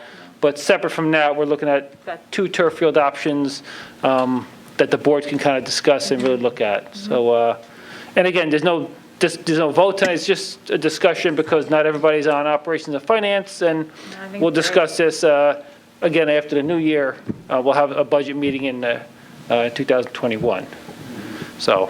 I think some of what has to come out of this too is that the other board members who aren't on that committee probably need to see some of the information and get some feedback from each individual member. But I think what we were trying to do was also via the camera, get it out to the public to see, you know, if you know, maybe they feel strongly one way or another about what field. I mean, I can understand leaning towards Kilgallen because Kilgallen is the varsity field.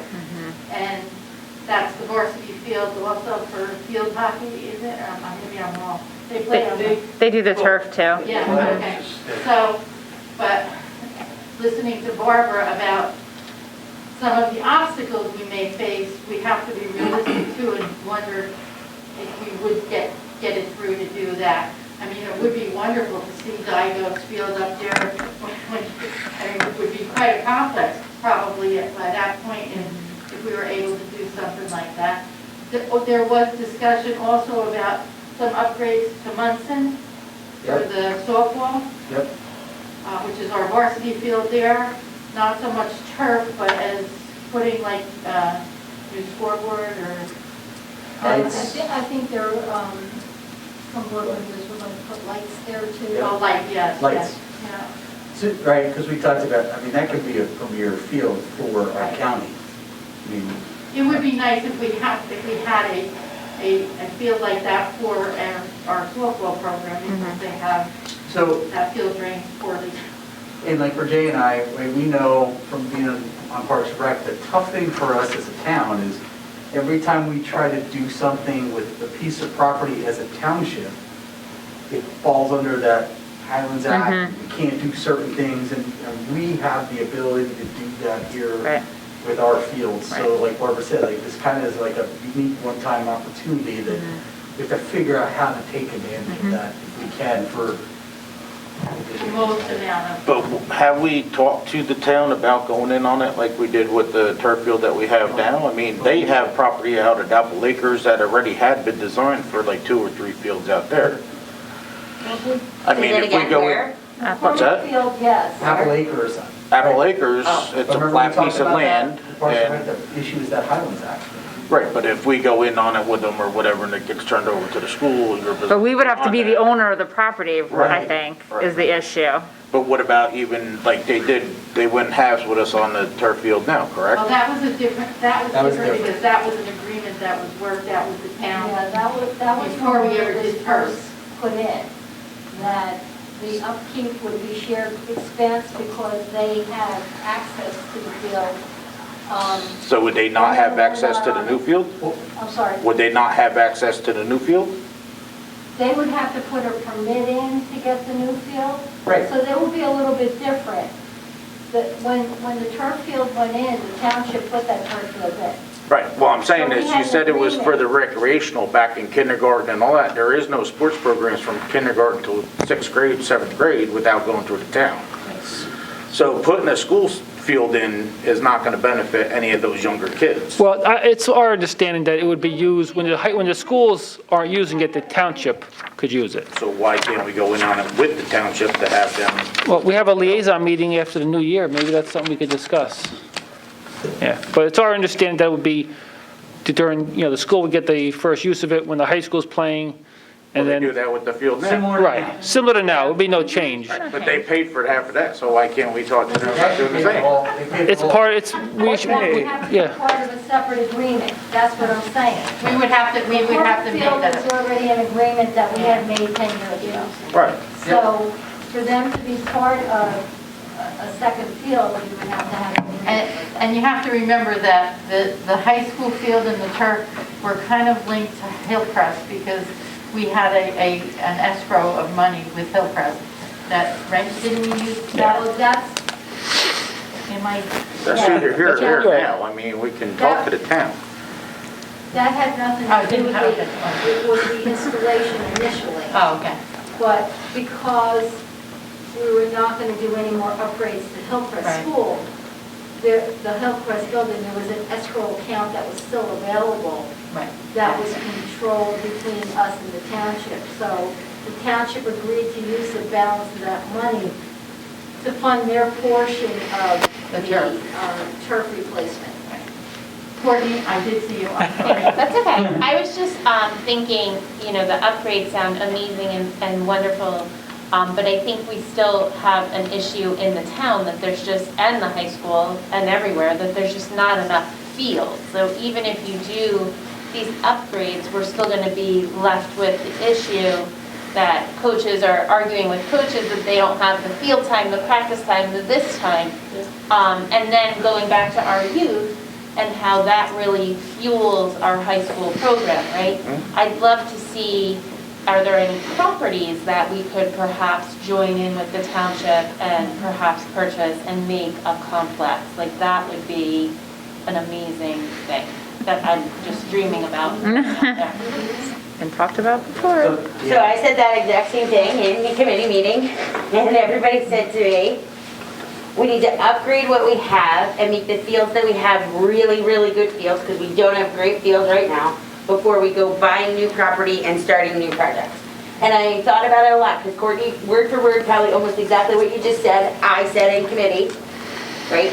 And everyone, and so then I kind of agreed with them. I'm like, you're right. If other towns are coming here and playing on our fields, and as a parent of a kid who plays sports, you guys are saying that the fields are not that great, and other towns, everybody else has better than we have. They do.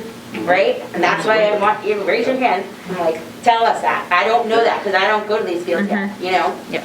So if you say that everybody else has better fields, then that's not the plan that so then I went back on that, just FYI, I thought that. So I think some of what Barbara was saying is, right, we only have a certain amount of time to use these dollars too, right? Is that what you told us? I'm sorry.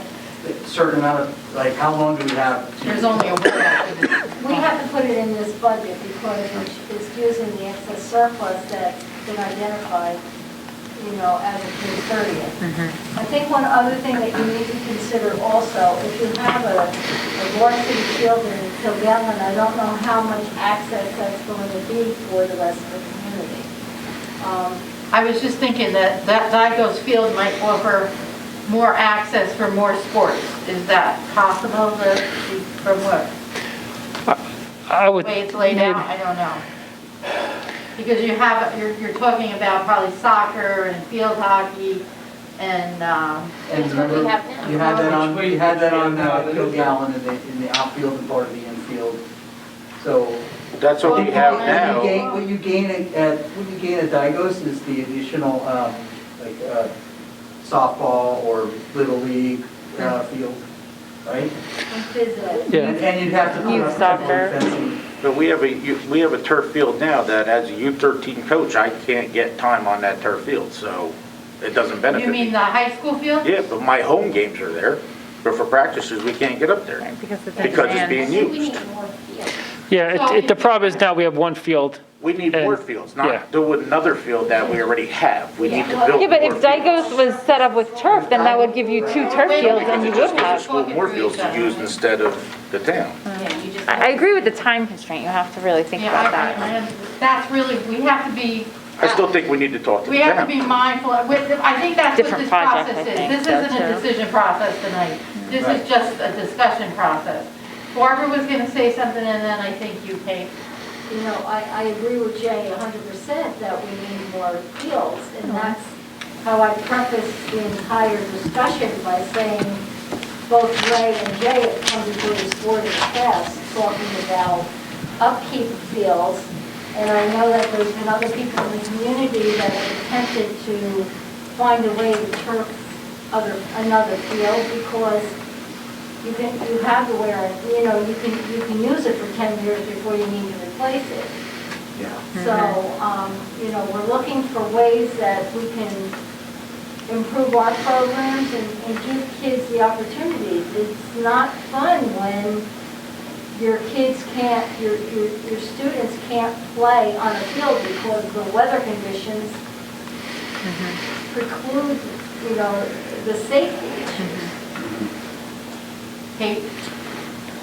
I know we're talking about a turf field, but I wanted to throw out another idea that I have heard in our community multiple times, which is the idea of like a dome bubble that gets rented out by other school districts So, have anyone else seen that yet? Okay. Alex, can you check I imagine with that's our out of the high school? budget. A lot of towns have to do that. I imagine that's out of the budget, They're though. making a ton of money on it. So it's just a different idea where we would make money, but we could have that same thing, and I don't know Yeah. how to say it. It's a good idea. I think that the downfall of that is it won't be there for our, it won't be there for our rec programs, right? Because we're Well, going to have usually other there's four schools. fields, there's 4 fields in it Right. usually. Wait, is that like, what's up in Sparta? Like they, I think Big they have one in domes, Sparta. yeah, they have them Monville up had in one. Warwick. So there's one in Mount Olive. Yes, yes. Mount Olive has one. Alex, does our sports team rent those? Do we call and try to get time there? In Mount Olive, I don't believe so. Anywhere, in a I don't bubble. think so. I don't believe There's so. soccer teams that do up in Warwick. There's a spot, yeah, this place around, for school districts, I believe it's only, I know Mount Olive has one, I'm not certain what else. It's a temporary one, so it's a turf field. They take the bubble off in the summer, and they put it up in the winter. So it's some sort of, I'm not even sure how they hook it on there. So it's not up year-round, it's only up in the cold weather. So it's, I don't want to say retractable, but you would take it down in the winter. But it is turf underneath there, you're not growing grass, obviously. So, and the other good thing about the turf field, so Jay's point is, you can schedule events all day, every day, and not have to worry about letting the field rest. Because it is a lot of wear and tear with those cleats on it all day, every day on a grass field. It just tears it up. And when it rains, it's just even worse. So hopefully we can help you out with that, Mr. Stillman. Alex, if it was to be Dagos, varsity baseball would play up there? No. I mean, they could, depending on the weather, they'd That's probably, a big disagreement, I guess, that's why. well, it's really up to, the athletic director, working with the coaches. It would be I mean, the varsity field, you wouldn't lose Kilgallen. You still have that. They don't have batting cages there. So the batting cages are down there, so. 8-foot fence, you have to put temporary fence. Right. They don't have a scoreboard there. Right. There's a lot of. It's maybe more of a practice field if it rains all day on, you can go out in the turf field and get a practice in. You have better parking, you Yeah. have better lines of sight. The dugouts would be, like the spectators would be really close to dugouts. Right. That goes. So, I remember when the games were played there many years ago, and, well, I don't remember, but somebody told me. sure. Before Kilgallen. I think maybe what, I'll get there, I think maybe what we need to do too as a board is maybe some of the ideas that you have, maybe we should, give them to you, Barb. Yeah. It might be a good idea too for the liaisons to the rec department to Yeah. reach out to Dan and talk to him about it and get some feedback from him.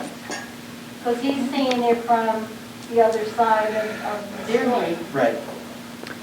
Nicole? That's what I was going to say, actually, is I feel like, it sounds like we're all in agreement that this is a good idea, but I think you need to talk to the town and see what the options are, and then work with even the coaches in the high school, and put like 3 proposals together. Like, if we were to do it at Kilgallen, this is pros and cons, risks, and, whatever, and then, at Dagos. It would be wonderful to see how we could benefit the most. Because I think you get a lot of input from the coaches and the rec staff and people that are, that know exactly what they need and because there are struggles. We hear people talk about it all the time. Insight, because he's, again, grew up in town, so he And, gets it too.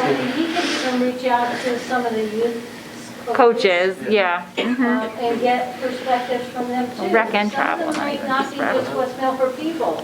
Right. Some people might Like rec and travel coaches. be, from other communities and have settled in West Milford. So you might get different opinions. So There's 2 of them right here, the 2 coaches, one settled in West Milford, one grew up in West Milford, so I think. Well, we've dealt with it with softball on the travel side. I mean, we all know. It's always. So, I mean, we've gotten lucky with press and some of the other lights, and stuff, but there's always, improvement. And I think it's something that the community wants. I think it's a good discussion, but we have to figure something out, because you're putting together the budget now, so. Yeah, it was good. It's a good conversation. Conversation. So we have committees second Tuesday of the month in January, so we can add this to the agenda. Time for the budget. And you might also want to, talk to Dan about what the numbers are for the different sports as far as, fielding teams. Because I know that in my community, we used to have 4 separate little leagues and we're down to 1. Yeah. So you might not have the same number of students. They play club now. Well, half of you lose half of them to club. You didn't always have lacrosse in the school. Or e-gaming, man, Yeah. e-gaming. Push it to e-gaming. We lost a lot of kids in baseball to lacrosse. Yes, that's, lacrosse took a lot, yeah. And Pokemon. And there's a lot of things to think about. It's not just a cut and dry situation. So maybe But it's a good idea. Maybe we should move this to discussion to go into committee and then we'll bring it back out again at a budget meeting. Well, I would suggest, no, I would suggest that you talk about it at the workshop meeting in January. And then they get, Like, that'll give me enough time to put something into the budget. and then they can, then Jay and Ray can also talk to Dan through the rec programs and bring some information back to us and be able to share that. Maybe even Dan would want to come and give us some input from the town end. Okay, maybe we can move on to, is there any other new business that needs discussion? Jason? Can we get a new PA system or something? Yeah. Because it's kind of embarrassing that we got to change microphones for Dr. Angelone and, you know, Every meeting. it's a little crazy. We need a new. Maybe that could go in the budget. Am I wrong? I mean, it's kind of embarrassing. I've been I think about 12 Thank volunteers.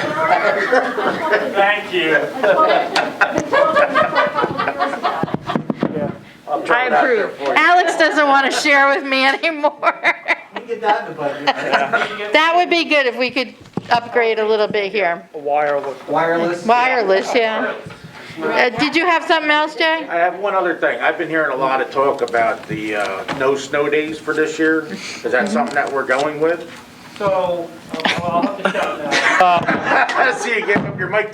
We could switch seats, but that wouldn't be a good idea. Oh, here we go, we're working. So we are going to try it most likely this Thursday. So we're committed to doing it one time. You know, we've never had the ability in the past to have a virtual snow day. My guess is next year we won't have the ability to do this, but this year we have the ability. So we are committing to our first one this year, which it looks like it's going to be this Thursday. And at that point, we'll reconvene on Friday or Monday or whenever to get some feedback from teachers, administrators, parents to see, did we like it, did we not like it, what are the pros, what are the cons? So we've committed to the first one already. We haven't committed to 2, 3, 4. I've heard both sides. I've heard some people say the kids need to just have a regular snow day where they sleep in. And I've had some other people say, you know what, half a school day is okay, then they can go play outside, and we'll get a little bit of a longer summer vacation. So it's both ways. We're just committed to the one, though, which will be interesting, and we'll see how it goes from there, so. What I was going to ask is if we're going to do that, even for the one, I mean, because I've heard both sides also, the pros and cons, you know, some people like it, some people don't. Can we make it a no homework day for the kids? We already, we took care of that today. Okay, well, nobody knows that, so that's what I'm asking. K-12 staff were informed first, so they had meetings today. Okay, thank you. We anticipate some messaging about some expectations in that regard. Also some expectations about if there is power failure, if there is, so our staff will most likely be home in this event.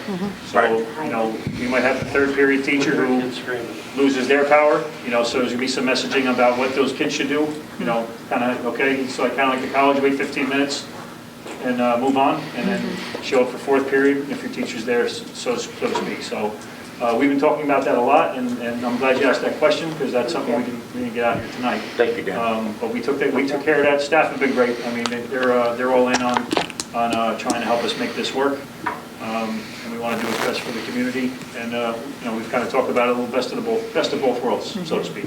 So there's no homework? We're being very reasonable in our approach with that. So no homework? Yeah. Okay. That's because we're saying it out there. There is no homework on the snow day. So they'll have time to play outside. They'll have a little bit of some instruction in the morning, virtually. That doesn't mean, let me put this out there. It doesn't mean a teacher may have assigned an assignment on Monday that was due Friday. Right. And if you choose to wait until Thursday, Right. that doesn't mean the teacher gave you homework Thursday night. Correct. So the teacher won't assign homework on that day? So, get that done tonight, guys. And talk to the children. So no new homework. Get that done now. You may have a so project you can due. have Right. You can enjoy your time outside. So a lot of that happens with the family days, where we'll get feedback that a teacher assigned homework on the night of a family day or the weekend. And in almost every circumstance, it's a long-term assignment that somebody put off until Thanksgiving. Right. And it's not necessarily something our staff wasn't acting in the spirit of the initiative. I think you're right, there's pros and cons to it. I think in our particular community, not having to use those 7 snow days gives us a nice summer. And this year in particular, I think people are going to want that extra week of summer maybe, rather than, I mean, I don't have kids at home, so I can't really judge, but I would rather have summertime, an extra week of summer if I could. Courtney and then Kate. I have to say too, this is something that's talked about a lot in the teacher world too, because teachers love snow days as much as the kids love the snow days. And I have to commend Dr. Animone for saying to our district, let's try it. Let's see what happens. Let's try it. I think that teachers are going to be wonderfully accommodating to go and say, guess what, guys, we want you to go and play outside. We want you to do this. We want you to do that.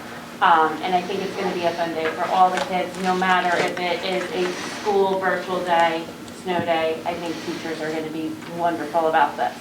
That being said, being a teacher myself, we are concerned that power is going to go out and what to do. Will the teachers be providing an agenda for the kids to follow so that if their power does go out, the kids can still do what they need to do and then go and go? It'll be, we'll have no differences for this snow day than we have on the typical at-home day for Gotcha. kids. So teachers will share at 8:20, I believe is our agreed upon time, every day. At 8:20, our elementary students will get their slides for the day that'll have their times for their Google Meets and any of those activities during the event. But, we anticipate that if there's a power outage on the teacher's end or the student's end, it's kind of a, we don't expect anything unreasonable. Got you. So we should all wear pajamas inside out and backwards for a power outage. So don't, Got it. So Perfect. don't, I don't want a power outage. you don't want to cheer for the power outage because that's, No, if you're stuck home, you can't do anything with them then they can't do anything. Kate and then Just Ray. an FYI, I've seen some things that have already come home.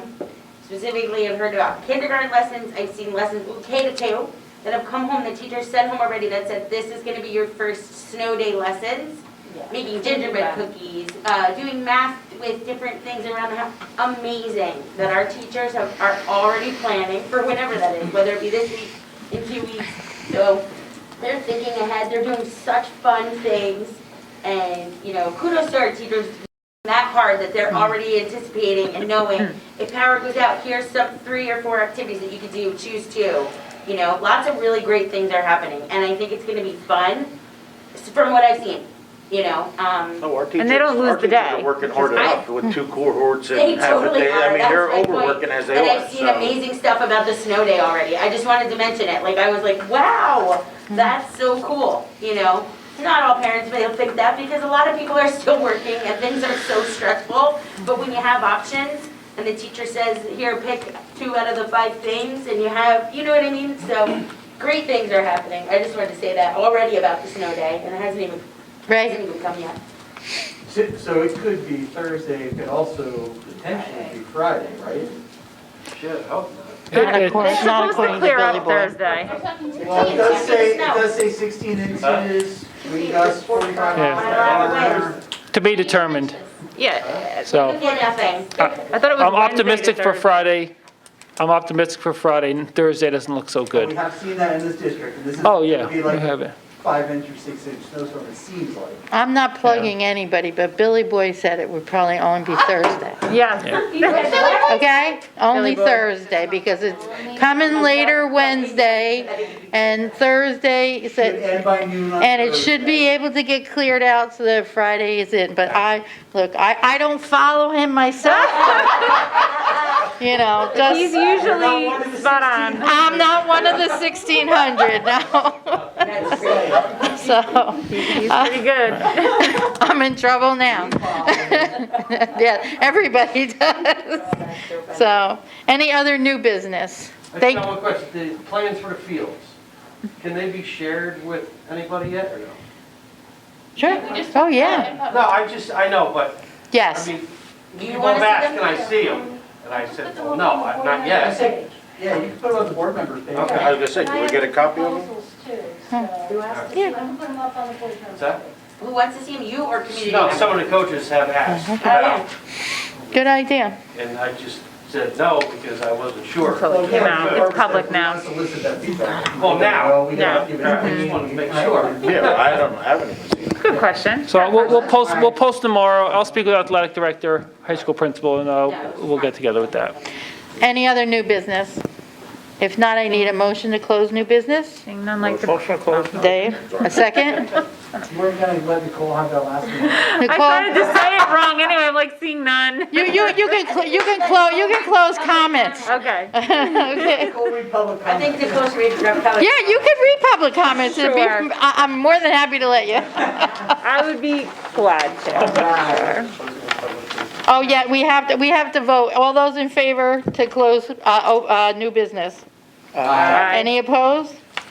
Okay, public comments. All right. Public comment. This portion of the meeting is open to members of the public having a legitimate interest in the actions of the board for purpose of addressing any subject matter pertinent to and/or directly related to the operation of the West Milford Public School District. Members of the public who have requested to speak prior to the meeting will be recognized by the chair first. Each speaker will be given 5 minutes for a period of 30 minutes, and then time permitting, other public comment limited to 5 minutes per speaker will be allowed until the 30-minute period transpires. All speakers are asked to sign the register provided and give their full name, spell their last name, group affiliation if appropriate, and provide their address. Issues raised by members of the public may or may not be responded to by the board. All comments will be considered and a response will be forthcoming if and when appropriate. The board asks that members of the public be courteous and respectful of the rights of other individuals when speaking. Specifically, comments regarding students and employees of the board are discouraged, and the board and the administration will not respond to them. Students and employees have specific legal rights afforded to them by the laws of New Jersey. The board is not responsible and is not liable for any comments made by members of the public. Members of the public should consider their comments in light of the legal rights of those affected or identified in their comments. Members of the public are reminded that they are legally responsible and liable for their comments.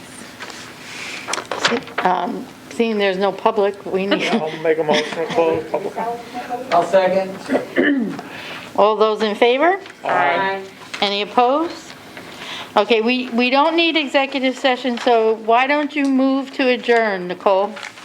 Sure. At, I think it's at 9:52, I would make a motion to adjourn the meeting. I need a second. Second. All those in favor? Aye. Everybody have a Merry Christmas, Happy holidays, everybody. Happy Holidays, and thank you, Nicole, for your service to our board. Absolutely.